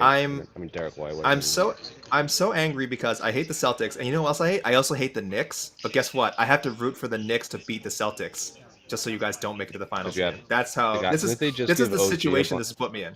Didn't they give OG a huge contract? They did. Their team looks amazing on paper. Like again, and I feel. Yeah. Why are you making me say nice things about the Celtics and the Knicks? This is totally uncalled for, and no one in the chat cares about this. I'm sorry, guys. No one in the chat cares about this. But I care about it. No. What about my feelings? Stop it. Jay Blumstead says, Shireman's a stud. He says he's from Omaha. His shooting and grit will feel in great. D-Nile 218, Minnesota Wolves champions 2025. I don't know about that, but that Rob Dillingham move was fantastic. That is such a good player for them. That's instant 6-man of the year candidate. Like, oh my God. Let me can I ask you some questions? Because I don't think you mentioned it. It's MMA related. Don't worry. Yeah, We won't have to talk about the City of Champions or the 18th banner or how the fact that we're going to win the next 3 championships and you guys disgusting. just won't even make the playoffs. We don't have to talk about any of that. Or the fact that John Anik is wearing a Boston Celtics shirt over there as well. We don't have to bring that up. But the worst people. We did have the UFC Hall of Fame. The red carpet happened. I think I did like 16, 17 interviews. We'll spread them out throughout, the week because not all of them were timely. But we talked to Alexandre Pantoja. Seems to be eyeing that Muhammad Mokaev-Manel Kape fight as possible #1 contender fight, but he also kind of said that other ideas were floated his way. And I said, can you tell me more? He said, I can't, but it's a name no one's expecting. What do you think? And then you said Kaya Sakura? I asked, and he said, oh. I said, can it please be Kaya Sakura? Yeah. I love that matchup, and I actually have no problem if they just said screw it and just do it, because I think Kai is good enough to earn a shot. Like, I think if you want to make Kai Asakura earn it, if you want to make him earn it the old-fashioned way, get one or two wins, go for it. Why not? I just don't know, because he is fighting a flyweight, right? Yep. Okay. But and I think he can. I want to be clear to our listeners. He's not saying that that's the fight, because he's eyeing Manel and Mokaev. Yes, which is most likely. I think the discussion now is like, would they have, like, depending on what happens in the Manel Mokaev fight, what condition those guys are in after that fight, if Pantoja wanted to fight sooner rather than later, would they just throw him in there with Kai? And, like, again, I think it's cool. I also think you only get the chance to do that sort of like, champion versus champion. I don't think he's not the champion. He relinquished his belt. He was, okay. Yeah. The 135 champion, right? Yeah. 135 champion. Which, again, he's a guy who can make. I'm pretty confident he can make flyweight easily. They just don't. Yeah, it's not like one out there, but they don't do the same kind of extreme weight cutting in Japan. It's just not like how they do things. Yeah, he was never a big 135. I mean, he fought Kyoji Horiguchi a bunch, so. Yeah, I was gonna say Kyoji's been fighting 135 out there too, so it's like he only recently went back down to 125. It is crazy that they signed Kai, but didn't re-sign Kyoji. Well, might be the better fighter. I guarantee one guy was a lot cheaper than the other guy. So yeah, it's fact. Yeah, so you can only do that champion versus champion thing once. So I think it's really fun if they just say, "Oh, Kai is the Japanese champion of Japan versus the champion of Brazil / the champion of the UFC." I would love if they did that. I could see it totally happening. But really, I'd rather see, if I had to choose, I think I'd rather see the Mokaev Kape winner get it. But yeah, guys, this is the UFC these days. Again, they run 40-some, nearly 50 events a year. Guys see a lot of opportunities to fight. If Conor has to fight in December, because that's the next big Vegas pay-per-view, besides the Sphere, which I don't think they're going to put Conor at the Sphere, you'd have to think, like, because Conor doesn't normally fight on pay-per-views with champions, so they don't want to put Conor over the belts. They don't want to, they're just not going to do that. That means they'd have to use a bunch of champions on a smaller window. So I bet the next 2 pay-per-views will have, like the Sphere could have 2-3 title fights. The October pay-per-view could have 1 or 2 title fights. MSG might add another title fight under John and Stipe. So I bet they kind of smash a bunch of champions in a small window. Yeah, and if they want that, and if Pantoja, again, like I said, makes himself available sooner rather than later, then they're going to have to give him an opponent. So it could be Kai. If this main event goes quick, they could get a quick turnaround too. Can we give Alex Pereira a rest? No. I know he loves fighting. I know he loves cashing checks. Everyone likes to get paid. But man, you gotta look out for yourself, Poetan. You gotta look out for yourself. Peace out, that guy in the sky. You guys gotta leave the chat now. Sorry. Well, keep your eye on MMAfighting.com and our socials for your Procházka weighing in. He also said, well, not him. Other things said. Kayla Harrison said she's totally down to fight Eileen Perez if she's not going to get the title shot. Juliana and Raquel also walked the red carpet, and they both said the idea is them fighting sometime in the fall on an unannounced card, because I don't think they would. I know people keep hearing Salt Lake at the beginning of October, but that's obviously not official. I would imagine if they make that the main event, Kayla said that she wants to be on that card as well. She wants to, so the timing lines up, possible backup guy, but she said she's down to fight whoever. She's super down to fight Eileen Perez if that's the fight. Yeah, she said Eileen Perez. Was there someone else, or she talked about did. Eileen She Perez? said Anyway, Eileen Perez and the other judo girl, and none of us isn't could think of who she was talking to. Our theory is she watched Eileen Perez's post-fight press conference in Newark, and then right? watched Eileen Perez's interview on the MMA Hour, Okay, and and she saw 2 interviews and thought it was 2 different people, because Eileen Perez that's what I said, like, thought. talked about her judo, so we assume it was a slip of the tongue, or like she just made a mistake. But Eileen Perez is the only one we could think of that called her out like that. Yeah. Eileen Perez also does she also does judo? Anyway, That's yes, what that she was said. confusing to me. Okay. Yeah, that was confusing to me. All right, that's what I assumed she just meant Eileen Perez. Yeah, and Kayla is playing could not be playing her cards better. I mean, it is. I think Eileen Perez is definitely a challenge, but I would comfortably pick Kayla to beat her. I still think Kayla's biggest challenge at 135 is the scale, and also Raquel Pennington, who I think is so underrated. I think her biggest challenge is the return of Amanda Nunes. She's not coming back. I think she will. No? Oh, my guys, I'm sorry. I had to check for updates on the weight miss for Jean Silva. I don't think he's weighing in again. So UFC.com, when they put up their weigh-in results, usually when someone misses, they'll wait. You won't see a little note at the bottom. This time, it doesn't say any purse penalty yet. It does say Jean Silva weighed in above the featherweight limit. So that tells me it's official. But again, it's not officially official. This is just me interpreting how they normally do things on UFC.com. There has been no announcement. I don't know if Jean Silva is going to try and weigh in again. It's still up in the air. Has not been said either way. Let me check later. But yes, for the Kayla Harrison thing. Yeah, I mean, the Amanda Nunes fight, it'd be great if Amanda came back. That is certainly the biggest challenge she could face. But again, like I said, I really don't think Raquel is a walkover. Again, I know someone who doesn't always. Yeah, and I know someone who doesn't always put on the most exciting, most memorable fights, but my goodness, she is tough as hell, and she has just been around for so long. She finds ways to win some of these. So I know Kayla would be favored. I bet she might even be like a 3-1 favorite if she got matched up with Raquel, which sounds so disrespectful, but that's probably how the odds makers would go. And I don't know. I don't know how I feel about that. But yeah, Eileen Perez, very smart of her to try and end up on that card if that's the way it goes. And again, also just to be in that card and to weigh in, ideally make 135 just in case something happens to the main event, and boom, they would throw her right into the title fight. So Kayla Harrison, she's got a lot of control right now, I feel. And 135 is not too difficult for her to climb up the ranks. Some people already have her as the number one contenders. We haven't put the video out yet, but there was a time when Raquel and Juliana were about 4 feet apart doing separate interviews on the red carpet. It was a little awkward. I'm seeing, let me see. I want to credit someone for this, but I don't know who this person is. I'm going to wait. But as of now, sorry, John Silva. Sorry, guys. I haven't been ignoring your YouTube comments. Sorry, YouTube guys. What do you got, YouTube guys? Ryan Nixon, 65. Pennington will get outclassed by Harris and Nunes. Well, I mean, Nunes, we know. I could say what I'm seeing, right? I don't know what they're talking about, but Ian is having a very spirited conversation with the Athletic Commission, and I'm not capable of reading lips. I don't know what the conversation is about, positive or negative, but it seems like a very... Just go ask. Yeah, okay.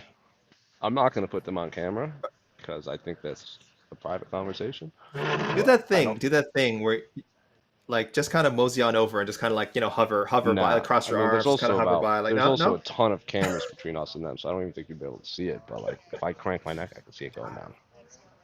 You're such a professional. Black Mamba, I will say no one else around them seems to be concerned about anything. I think he's just having. I think he's just chatting. I can't tell though.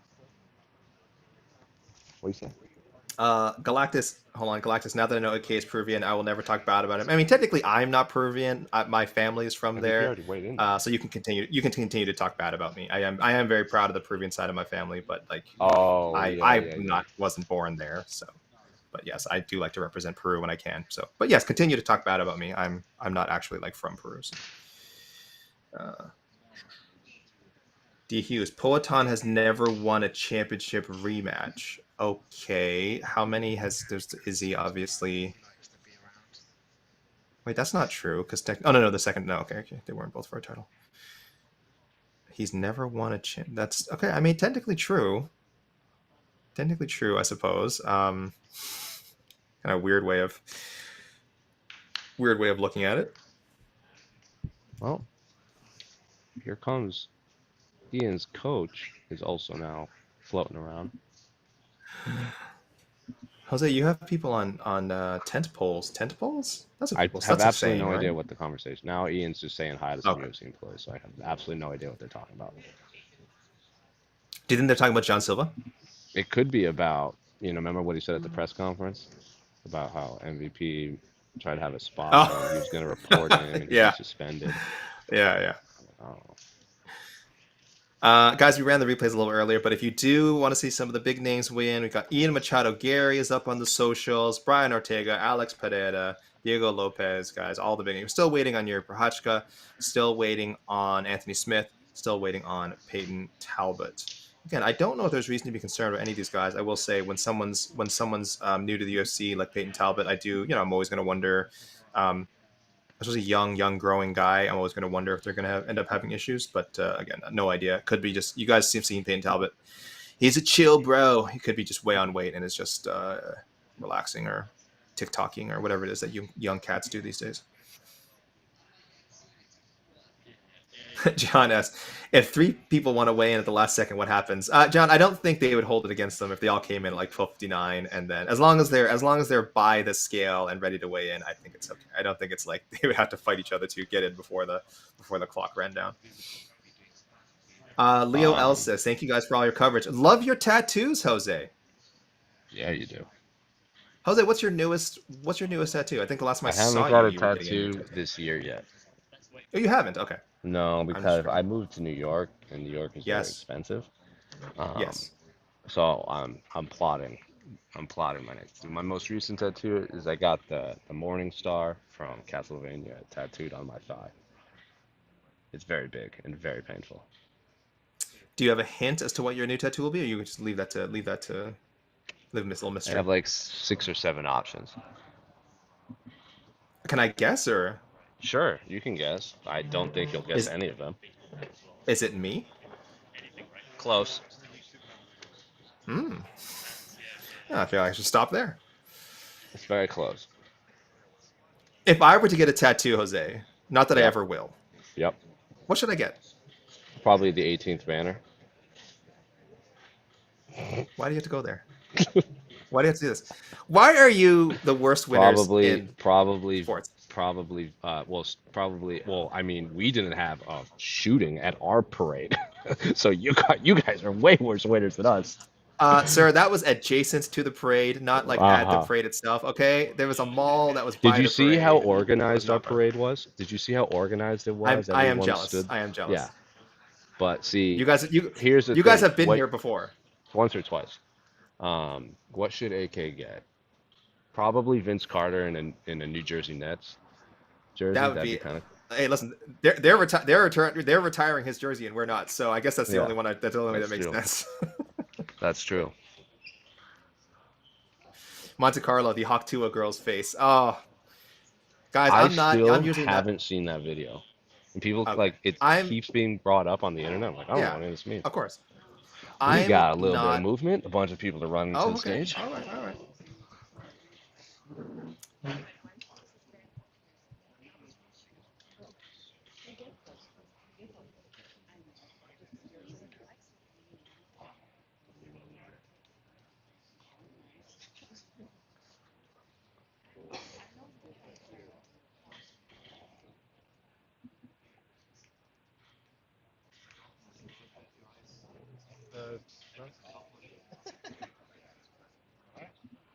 Or not.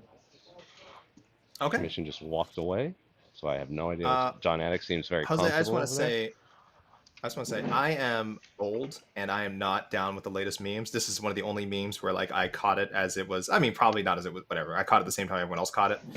I love it. I think it's super hilarious. I love all the Photoshop. I lied. We have movement. Stop talking about memes. Oh my gosh, Hawk Tua. You're a meme. Spit on that thing. Do you know what that means? I definitely do. All right, good. This is a children's show. AK.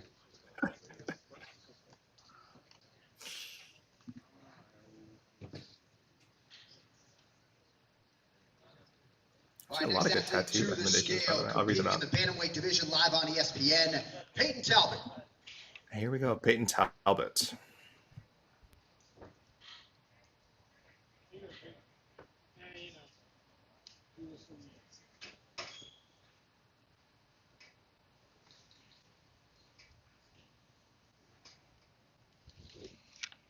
$135 and a half. 135 and a half, the official weight for Payton Talbott.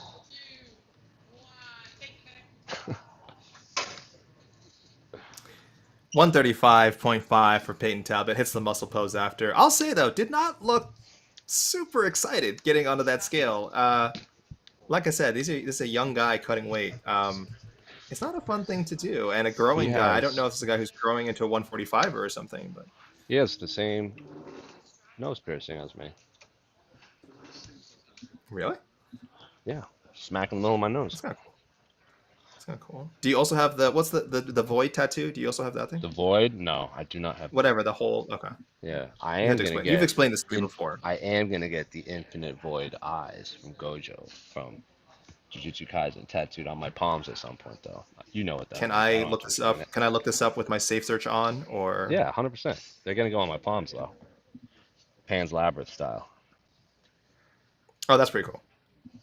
Hold on, I'm sending you updated graphics. Since we only have 2 people now, Anthony Smith and Jiří Procházka. Again, I'm not worried about either guy. I know Anthony Smith missed weight in Brazil. Let's not forget. He missed weight in Brazil. Wait, when he was the backup fighter. This is right. That's right. That's weird, though. I don't count that. That's weird. You have to count that. I choose not to. I don't have to do anything. This is America. That's true. Big if true.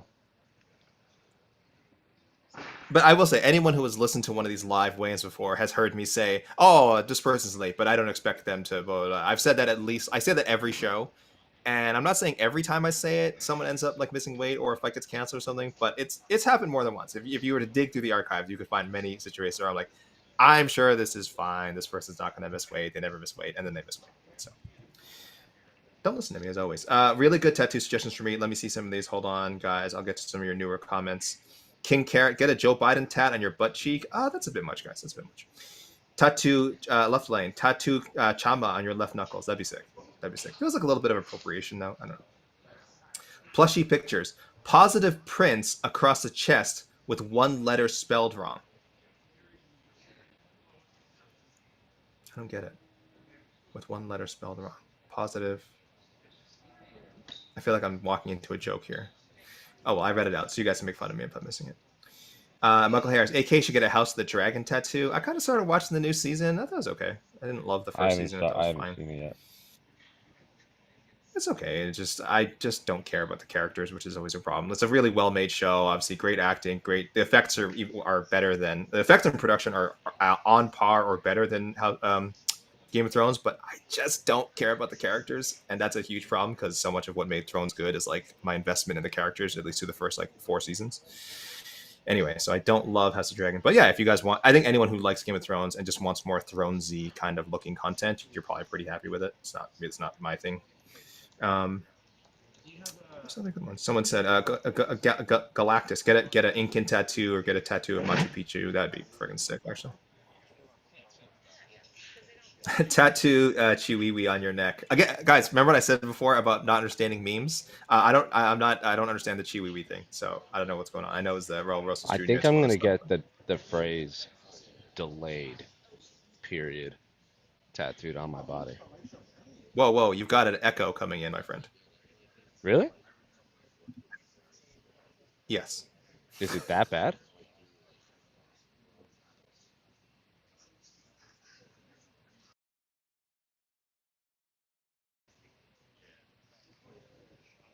I can't even hear AK anymore. AK, I think you're muted.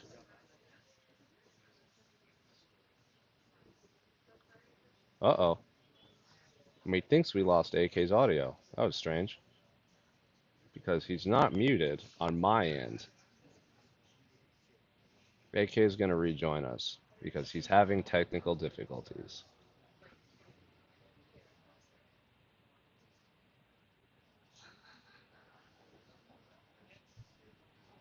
Hello. There we are. Yeah, it was me. Sorry, guys. It was just on my end. It was very freaky. That was weird because all of a sudden we lost audio. But anyway. I did say it was on my end. What I was saying is, I think I'm gonna get the word delayed, period, on my body. Delayed, period. What does that mean? Again, I'm not cool. Because I have had 7 delayed flights coming here. Oh, this is true, and it really not just, and that's just on this trip. Yes. I mean, we're not talking about your history of travel for MMA fighting. Yes, correct. Does this only happen when you're traveling for work? I really only travel for work, though. Like, I didn't, like, I've talked to my girlfriend about this. Like, when I go home, she's like, let's travel here, let's travel there. I'm like, I just want to sit down on my couch. I've been in Abu Dhabi, Perth, England. I've never had a smooth flight in the last 2 years. I can't wait till you go. I can't wait till we send you to Japan for Kaya Sakura versus Pantoja next year. Oh, I can't wait. I cannot wait. I just hope you go. Really, I actually would rather you. I'd like to see you go not for work. I think that'd be amazing. You need to go not for work and just go. I think if the UFC goes to Tokyo, I would stay an extra week after. There you go. Virtual said, did you immediately care about the characters in Game of Thrones, AK? It takes a few seasons. It did not take a few seasons to care about the game. It took like 3 episodes, and I was like, oh my god, I love these characters. I'm all in. No, huge difference. Also, I'll stop talking about Game of Thrones in a second, guys. I'm not like an expert or anything. Also, House of the Dragon is like, it feels like a historical document because, again, we know it is a prequel to Game of Thrones. It is telling like stuff that has been talking about. This is stuff we talked about in Game of Thrones. Now we get to see it. So there's a weird disconnect there. Like, I don't want to watch a history book if that makes sense. But hey, it is. If you love it, I totally understand. It's a great looking show, and again, writing's pretty strong, acting's very strong. It's not bad. It's not a bad show. What else we got? I'm getting a little anxious about Jiří and Anthony Smith. We're only it's already 1:30. I totally lost track of time. So we've got about half an hour left. I would define this as drama. If you guys remember better than I do, what is Anthony Smith's and what is Jiří Procházka's history of like coming in late? Please remind me. I don't recall Jiří being like a chronic like shows up in the last half hour guy, but I could just be misremembering. Maybe he's Anthony just Smith, I think. Maybe Jiří is a character, and you're right. For me to try to anticipate what he is doing, he's just vibing.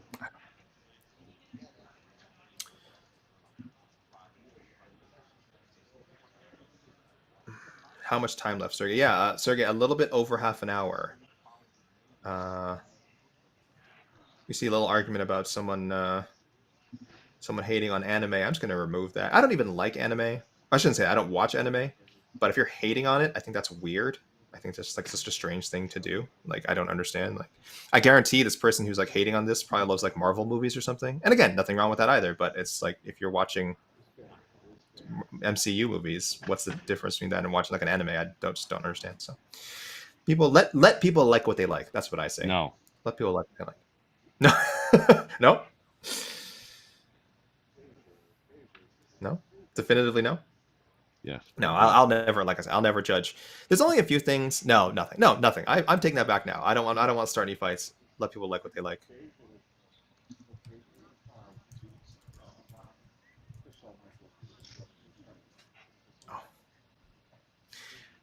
Let people like what they like. People just, you know what? Positivity in the comments. Just comment things that you love. Things that shows, people, performers, food. I'm going to read some of the stuff out. This is where we are as I wait for your Procházka and Anthony. I'm sorry. I know there should be more MMA talk. I know you want to hear fight predictions. We will have a live AK. I have a nice little counter in the bottom left. Oh my. How'd you do that? Voodoo. It's unbelievable.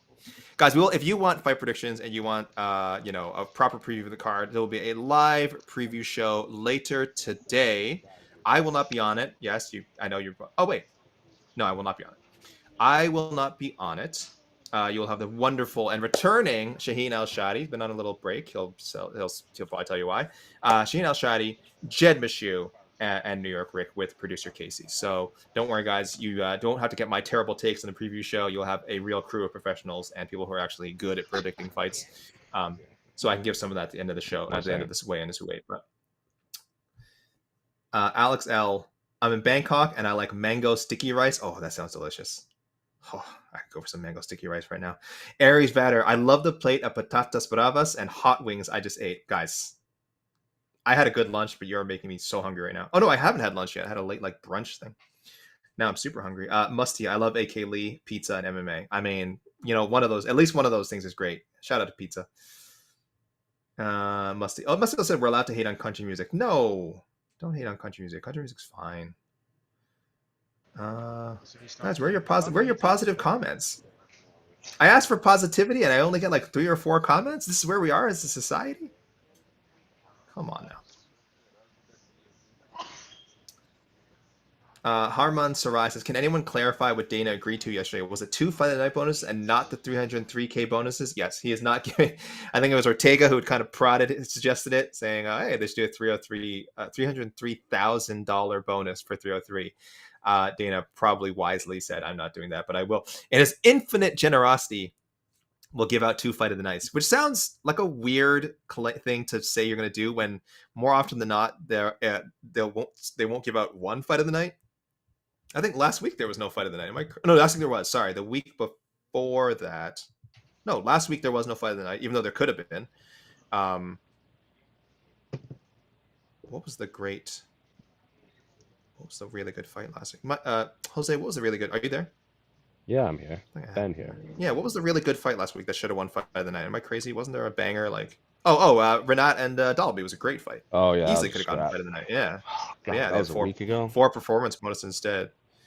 So it's weird for him to say he'll give 2 fight of the nights. Yeah, and then 2 weeks ago, KFC Yum Center, UFC KFC Yum, as we all remember, no fight of the night there either. This happens. I don't know, 1 out of every 5 cards or something. So I don't know why he's saying he's gonna give 2 fight of the nights. That's like the one thing you can't.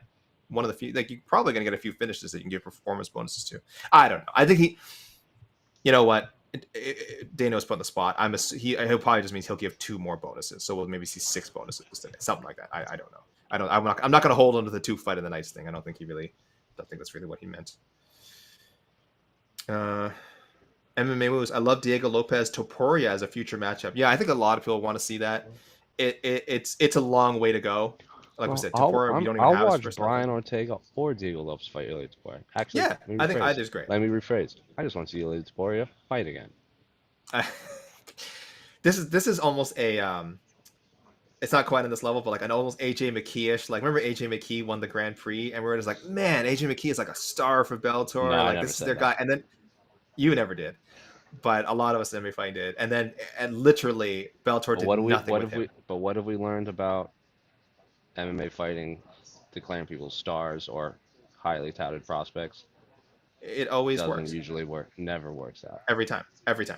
It never works. Who was the guy? Big Tuna. Who was the Big Tuna guy? Who was? Yeah. I was with you on that one. I was like, I don't get it. I was like, guys, I'm sorry, I don't get it. I don't understand it. Like. But again, I'm slow to the dance sometimes. I'm slower than you. I'm like, let's see more. Max Rapkin, I love death metal and hot takes. All right, I'm not a big death metal guy, guys, but if Casey were here, I'm sure he can recommend some great death metal groups. Jose, you're a death metal guy? Not much anymore. Luke Thomas is though, so if you want to go talk Luke Thomas death for metal, sure, yeah. Also, we got movement, so we're gonna put a pin on this. Christopher Dillon, I love carnitas, bulgogi, and Japanese curry. Shout out, guys! Great food choices. I'm not a foodie, but damn, you guys have got some nice food choices. Let's see what we got here, guys.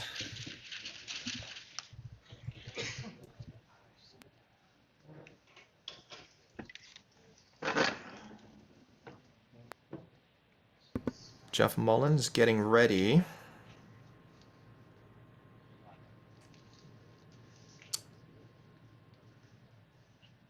Can't really. I mean, both Smith and Procházka are coming at 205. So where he puts the thing is not going to give us a lot of a hint here.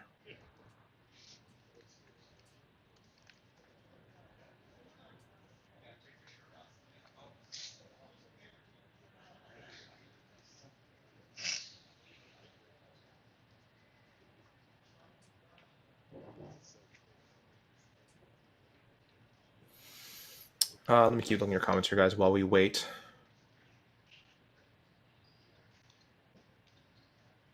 Where's Jiří? Yeah, well, guys, this could be him. I think it is Jiří because there's a bunch of cameras and embedded people pointed over there.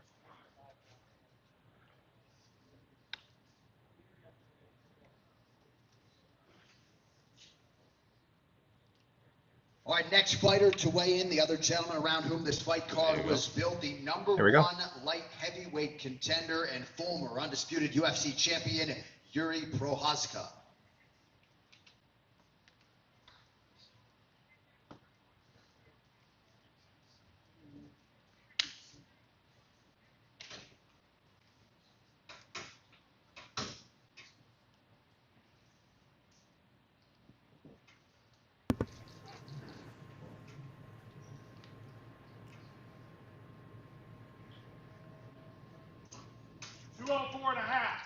$204.5, the official weight for Jiří Procházka, and with that, your UFC 303 championship main event is now official.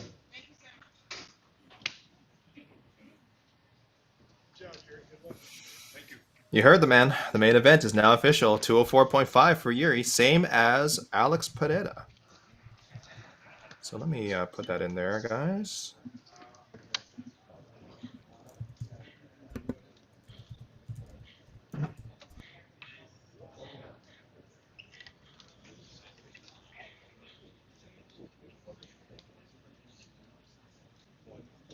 Now that that fight is official, guys, we've got about 25 minutes left here while we wait for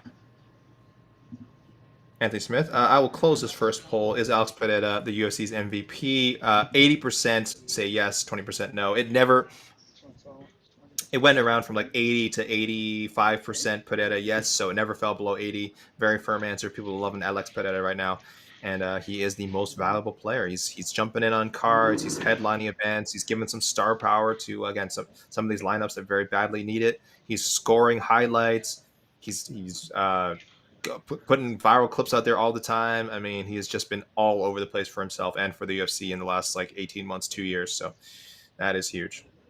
That is huge. And Jiří, I don't know if you'll say it. Jiří looks fantastic on the scale. Again, don't know why he chose to wait. Might have already been on weight and just taken his time. Might have been had to cut a couple more, few ounces. I don't know, but he looked really, really good on the scale, as did the champ Alex Pereira. So, guys, we'll have replays for all of that soon enough, probably before the show's over. And we are now just waiting on Anthony Smith, guys. One fighter left to weigh in. We are waiting on Anthony Smith. So I'll send an update there on that front, guys.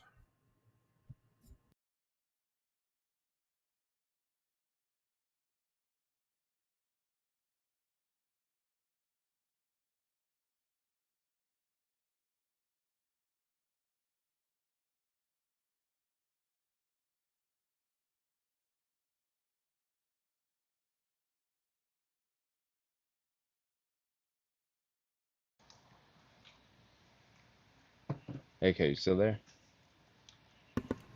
I am here. Yes. All right. Just want to make sure we don't lose your audio again. No. I'm sorry. I was clicking and clacking away, and I was trying to save people some of the noise. But just sending you an update. Last one. I think the last update. Well, we'll do one more, I guess, when it's all said and done. But I will do a rain dance. Let's say 1:45. Let's say 15 minutes to go, guys. I will do the weigh-in rain dance. See if we can shake Anthony Smith loose from the sauna or wherever it is that he happens to be. Again, could we don't know. Could be that he's on weight and is just chilling, or could be struggling through this last little bit. We don't know. Just trying to see. There's an update on Jean Silva, our lone fighter to miss weight. Nothing yet. I'm just seeing, I think most people reporting, and the UFC seems to be indicating he will not be weighing in again. Do a quick check again, guys, just to make sure. I mean, I know you're all hanging on every word about Jean Silva.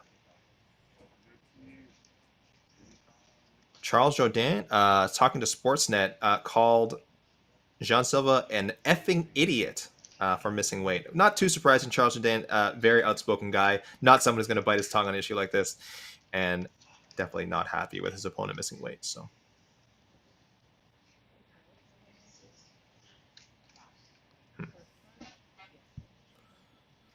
All right, guys, where are we in the... Oh, yes, I'm sorry. I meant to open a new poll. I'm sorry. I am so sorry, guys. Who wins the main event? That is all I want to know, guys. I want your thoughts on this. Are you team Alex? Are you team Procházka? Let's go, guys. Throwing that poll up there. Let your voice be heard. Jay Blomstead says Smith is finishing up a Believe You Me episode. He'll be here soon. I don't know if that's joking or I wonder if that's actually true. That'd be very funny. Actually true. It would be very funny. Oh God, I got the weigh-ins. Yeah, I feel everyone's saying it's probably very likely midweight. Mike Conlon, greatest TV shows of all time: The Wire, Sopranos, Game of Thrones seasons 1 to 4, Breaking Bad, Chernobyl, and Rome. Pretty strong list there. I haven't seen all those shows, but I know those are pretty widely regarded shows. Oh. I put up the wrong. Graphic. Jeez. Jeez. And I even got to that all. I haven't only ever seen Game of Thrones on that list. I've never seen any of the others. I actually watched The Wire for the first time last year. Holy crap, what a show. That show is unbelievable. Like crime I get it. Shows don't really do anything for me. Okay. This is more of like, it's crime based, but it's also just so much about like the society and like how fucked up it is. This is how fucked up the system is. But yeah, it's great. It's a really good show. It's really funny. It's really funny at times. It's really dark. It's just so well written. The characters are just so good. I'm a character guy, guys. I watch over characters. The Wire are some of the best characters I've ever seen. So compelling. New York Rick chiming in. The Challenge. You know, nothing beats the real life drama of The Challenge. Eric Jackson says nothing compares to The Challenge. He loves The Challenge. He never misses a chance to talk about The Challenge. Here's the thing. So I used to work at Fansided, and everyone in the office was also a big Challenge fan. I don't know if they have, like, you know how you guys are like fasties or whatever you call yourselves, like big fat. I don't know if Challenge has its own name for their Challengers, named after. All right. Anyway, you were about to make a dark. You were about to make a dark joke there. You're about to make a dark joke. So, they did, like, for March Madness, they did a bracket for best, like, MTV or whatever show. Challenge is on MTV, right? Yeah. Yeah, it was like best MTV show, and that won out of like 64 whatever, and I thought that was crazy because I had never heard of The Challenge until I started working. Oh, you were like you wanted like Real World. I was very pro Team Daria for life. Daria, sure. I'm a big Catfish guy, so I don't know. That would have been my pick, I guess. I was fully driving the train for Daria, and it got eliminated in the Elite Eight, and I thought that was absolute skullduggery. By the way, to all my The Wire homies out there, give me your best in the chat, guys. Give me your best shit. All right, throw the shits up in the chat. All right, y'all know we are just waiting on Anthony Smith here, guys. I can get back to fight talk in a bit, but I do love just hearing from the viewers, hearing stuff beyond. We all love MMA. We all love combat sports. We all love a good face punchy, but. Most of the time, but you know, these people are well-rounded. How are the Blue Jays doing? Dominant. See, last George Springer, 2 home runs. Come on, man! I would never doubt this team. Maine's own George Springer. There you go. That's what we call him up here. There you go. You say aren't they in dead last in our division? You know, you're only as good as your last game in baseball. I think that's what they say. So you're saying the Red Sox are the best team in all of baseball because they're like. I mean, they look pretty good against. They look pretty good. They look pretty good against the Blue Jays. I'll tell you that much. They're like they haven't lost since Verdugo hit that home run against us, and I think the Yankees haven't won or something like that. Well, you're welcome. That we're at least taking a few wins off of them. So I thought we were going to come at dead last. The fact that we're like 6-7 games above 500 now is astronomical to me. I can't even fathom that. In fact, also that I saw you were pretty down on the team early on. And I hate John Henry, our owner. I want him to sell the team. So does Liverpool. But the fact that our young players are performing well and we basically have 3 leadoff hitters in a row is such an electric team. It's basically a quadruple A team that is just overperforming right now. But we got a good young nucleus coming up. Jose, you're not on the preview show either, I don't think. That's correct. What is your people want your main? I mean, I assume they're not saying it, but I assume they're thinking it. They do care. I'm gonna pick Jiří. I think he was winning that fight until he wasn't. I agree. Right now, it is. Now, to be fair, most people that fight Alex are winning until they get punched in the face, and that's a bad time.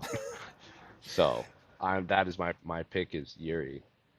But in saying that, obviously you watched the Alexander Rakic fight, which lasted way longer than most Jiří Procházka fights. I think it was like a 3rd round finish, right? 2nd round finish.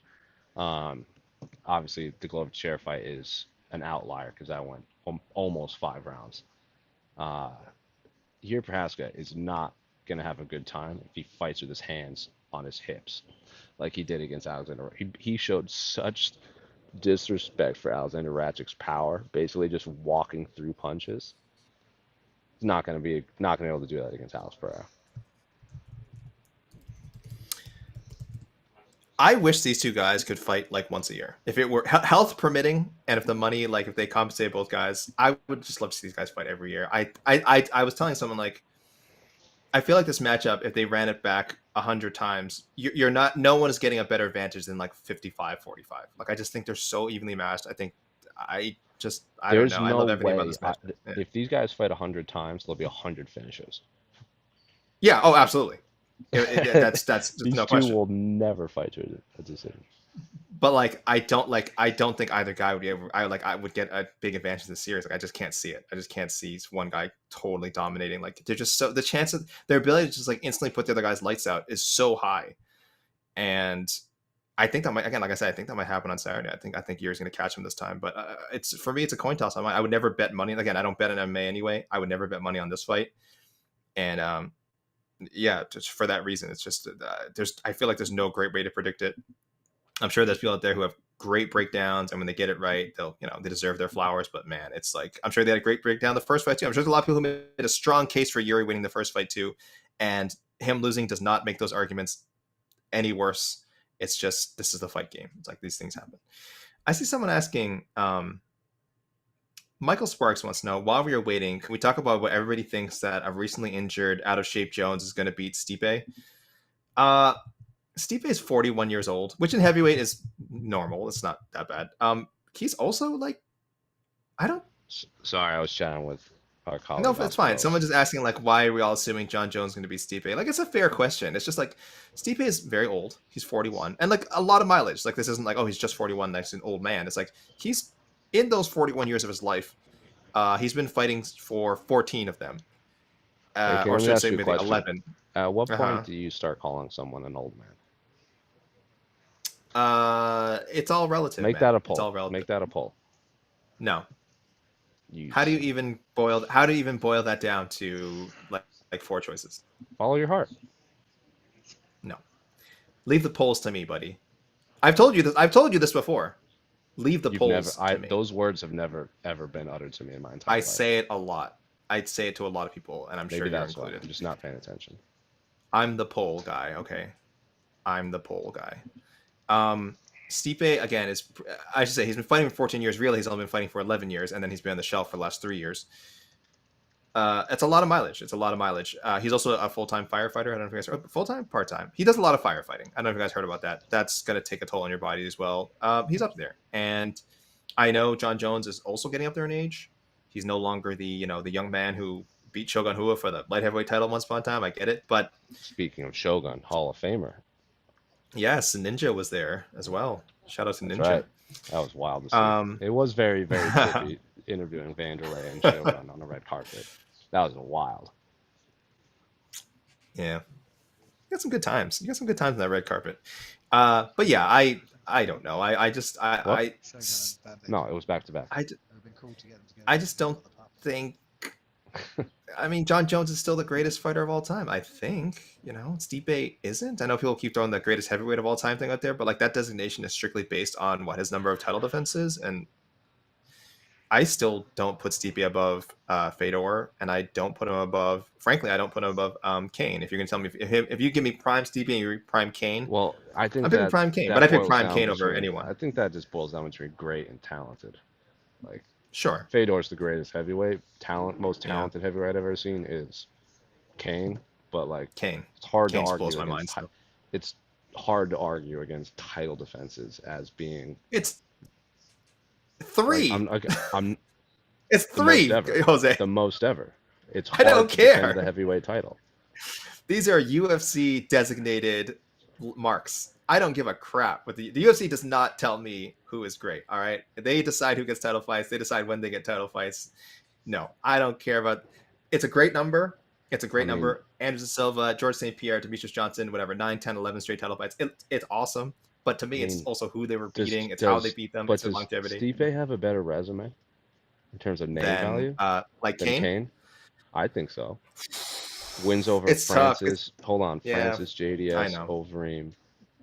Carlos is giving me the shrug next to me. He's like, it's really good. DC twice is a big one, I think. Kane got smoked by Francis, and I know that was probably not the best version of Kane, but he did get smoked by Francis when they fought. He also has like those two of his big fights are against like his in his prime, are against like Bigfoot Silva, which are relevant, I'm just saying, but like, we're talking resume, not great at the time. Skill-wise, Kane is the best ever. Yeah, Carlos, Carlos is now chiming in. Good. I want his input, but yeah, you're right. Stipe does have outside the title fights. You're right. Stipe does have a very strong, pretty strong resume. Mark Hunt's in there, Gonzaga, Arlovski. That's pretty good. Arlovski, that's pretty good. Yeah. Kane, gosh, Kane just feels like there's so many fights we could have gotten. Yeah, yeah, because near the end there was 3 fights. Like, it's not like he didn't want to fight. And when he did fight, he put Bigfoot through a wood chipper twice. Yeah. Clearly, like, just dominated the last two junior fights. Put JDS through a wood chipper. Yeah. Oh, Brock! Just annihilated Brock. Yeah.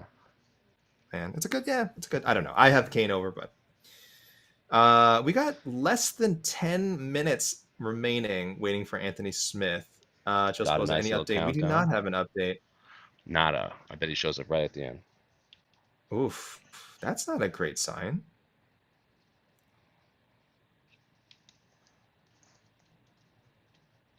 Just trying to look back on the comments here. Some people having a very short memory, I will say, about some of these guys' accomplishments.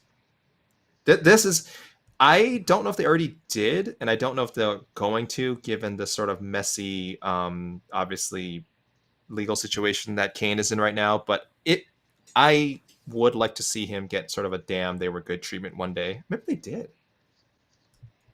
Maybe they did before he did this horrible thing, or allegedly did this horrible thing. Mm-hmm. Did they do a Kane show? No, they haven't done a Kane damn they were good. And again, given the circumstances, I don't know if they will. But that is a fighter. At least, again, just speaking strictly about his fighting career, I feel like there is a newer wave of fans who don't know how good Kane was and why we all saw like, holy crap, this is the best heavyweight we've ever seen. And frankly, I still feel that way. Interesting. Anyway, guys, you have the graphic on screen here. You know what? I'll do the rain dance. Let's do the rain dance. This will summon Anthony Smith. Wait. As you say that. Here comes Jeff Mullen. Marching over to the scale.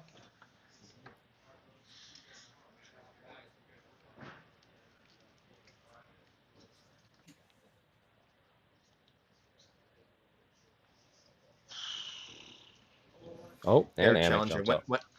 When can a fighter who misses weight reweigh in?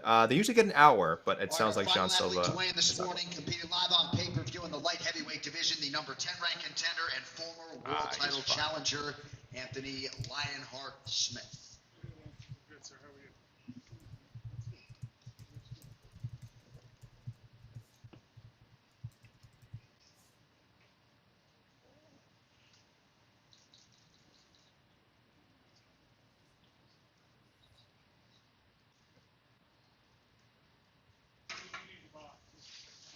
Box are coming. Here comes the box of what I like to call the box of redemption, guys. The box of redemption.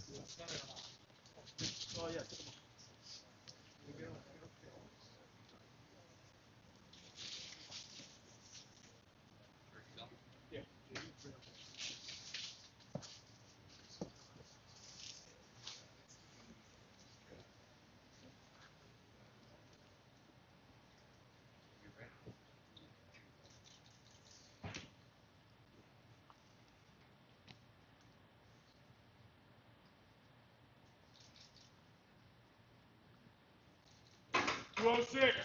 206, the official weight for Anthony Lionheart-Smith. All right, thank you all for coming out. We'll see you for the ceremonials later today. One more sleep.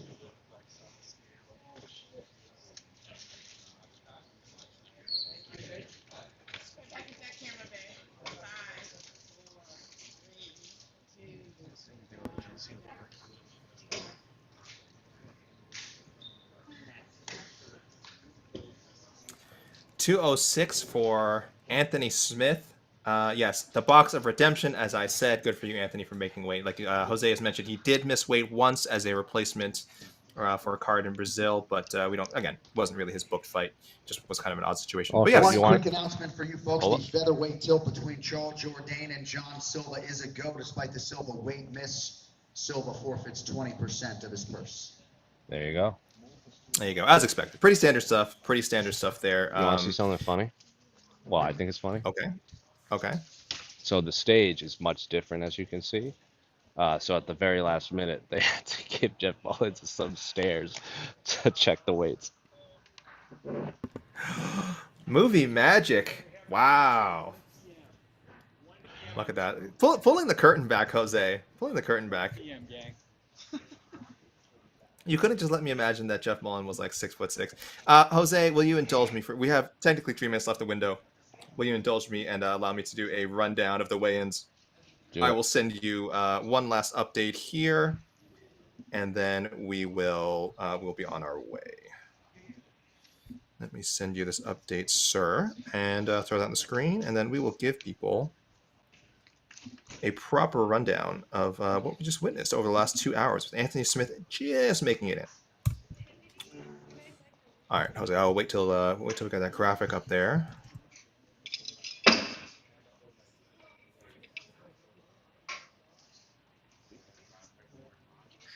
Two seconds. This is not, guys, it's not the box of shame unless they miss. He made it. It's the box of redemption. The box of pride, I see some people saying. There you go. But, well, I wouldn't be proud of it. I wouldn't be proud of it. Box of justice. It is the box of justice. That's okay, too. That's okay, too. Oh, bye, jumping on the stairs. I'm trying to airdrop this to my other computer, and there's like no rush, 17 different MacBooks. I'm going to tell people now, guys, ceremonial weigh-ins will be at 8 p.m. Eastern time. There we go. There's our graphic. Thank you, Jose. So I'll give that future broadcasting thing in a second. Yeah. I'll read this quick, guys. I know we all got places to be. Your main event, your light heavyweight championship rematch between Alex Pereira and Jiří Procházka is official. 204.5 for both men. Brian Ortega, Diego Lopes was announced just before the start of the weigh-ins that it would now be a lightweight bout. Issues on Ortega's side making weight. Reportedly, he has given, I believe he will give some of his purse to Diego Lopes, or somehow Diego Lopes is being compensated because apparently at 3:30 in the morning, Diego Lopes got the call and he was already set. He had cut down, ready for 145. So he went through it. And I'm sure he got to rehydrate earlier than usual, but probably not happy that he had to go through his usual 145 cut and then told hours before weigh-ins that it's only going to be 155. So, but either way, that is a lightweight bout now, and Ortega and Diego Lopes both at 155. Anthony Smith, who we just saw, saving it till the end, 206. He fights short notice replacement Roman Dolidze. Really, they're both short notice replacements. Mayra Bueno Silva, 136 for her fight with Macy Chiasson, and opening the Macy Chiasson 135.5 and opening the main card. Ian Machado, Garry, Michael Page, 170 and 171 respectively.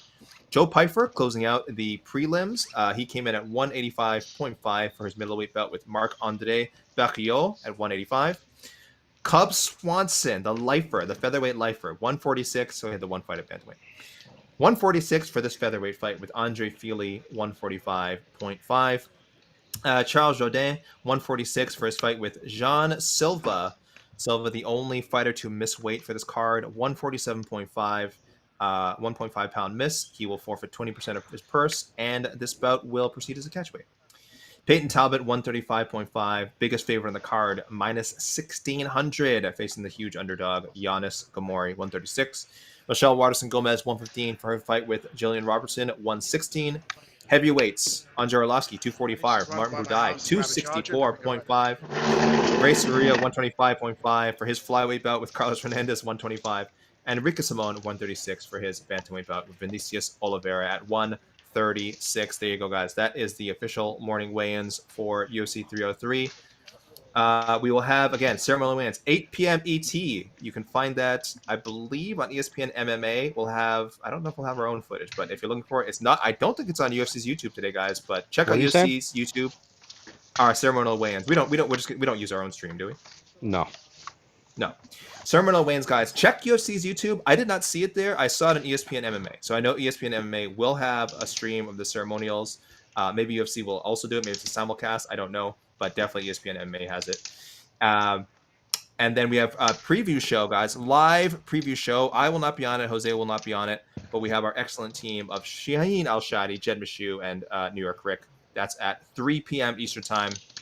Producer Case will also be in the house. Pre-fight Q&A Saturday, guys, 5:30 p.m. ET with Mike and Casey. And then, of course, post-fight show immediately after the UFC 303 post-fight presser, which Jose will be attending and asking questions on. So you can get some more Jose there as well.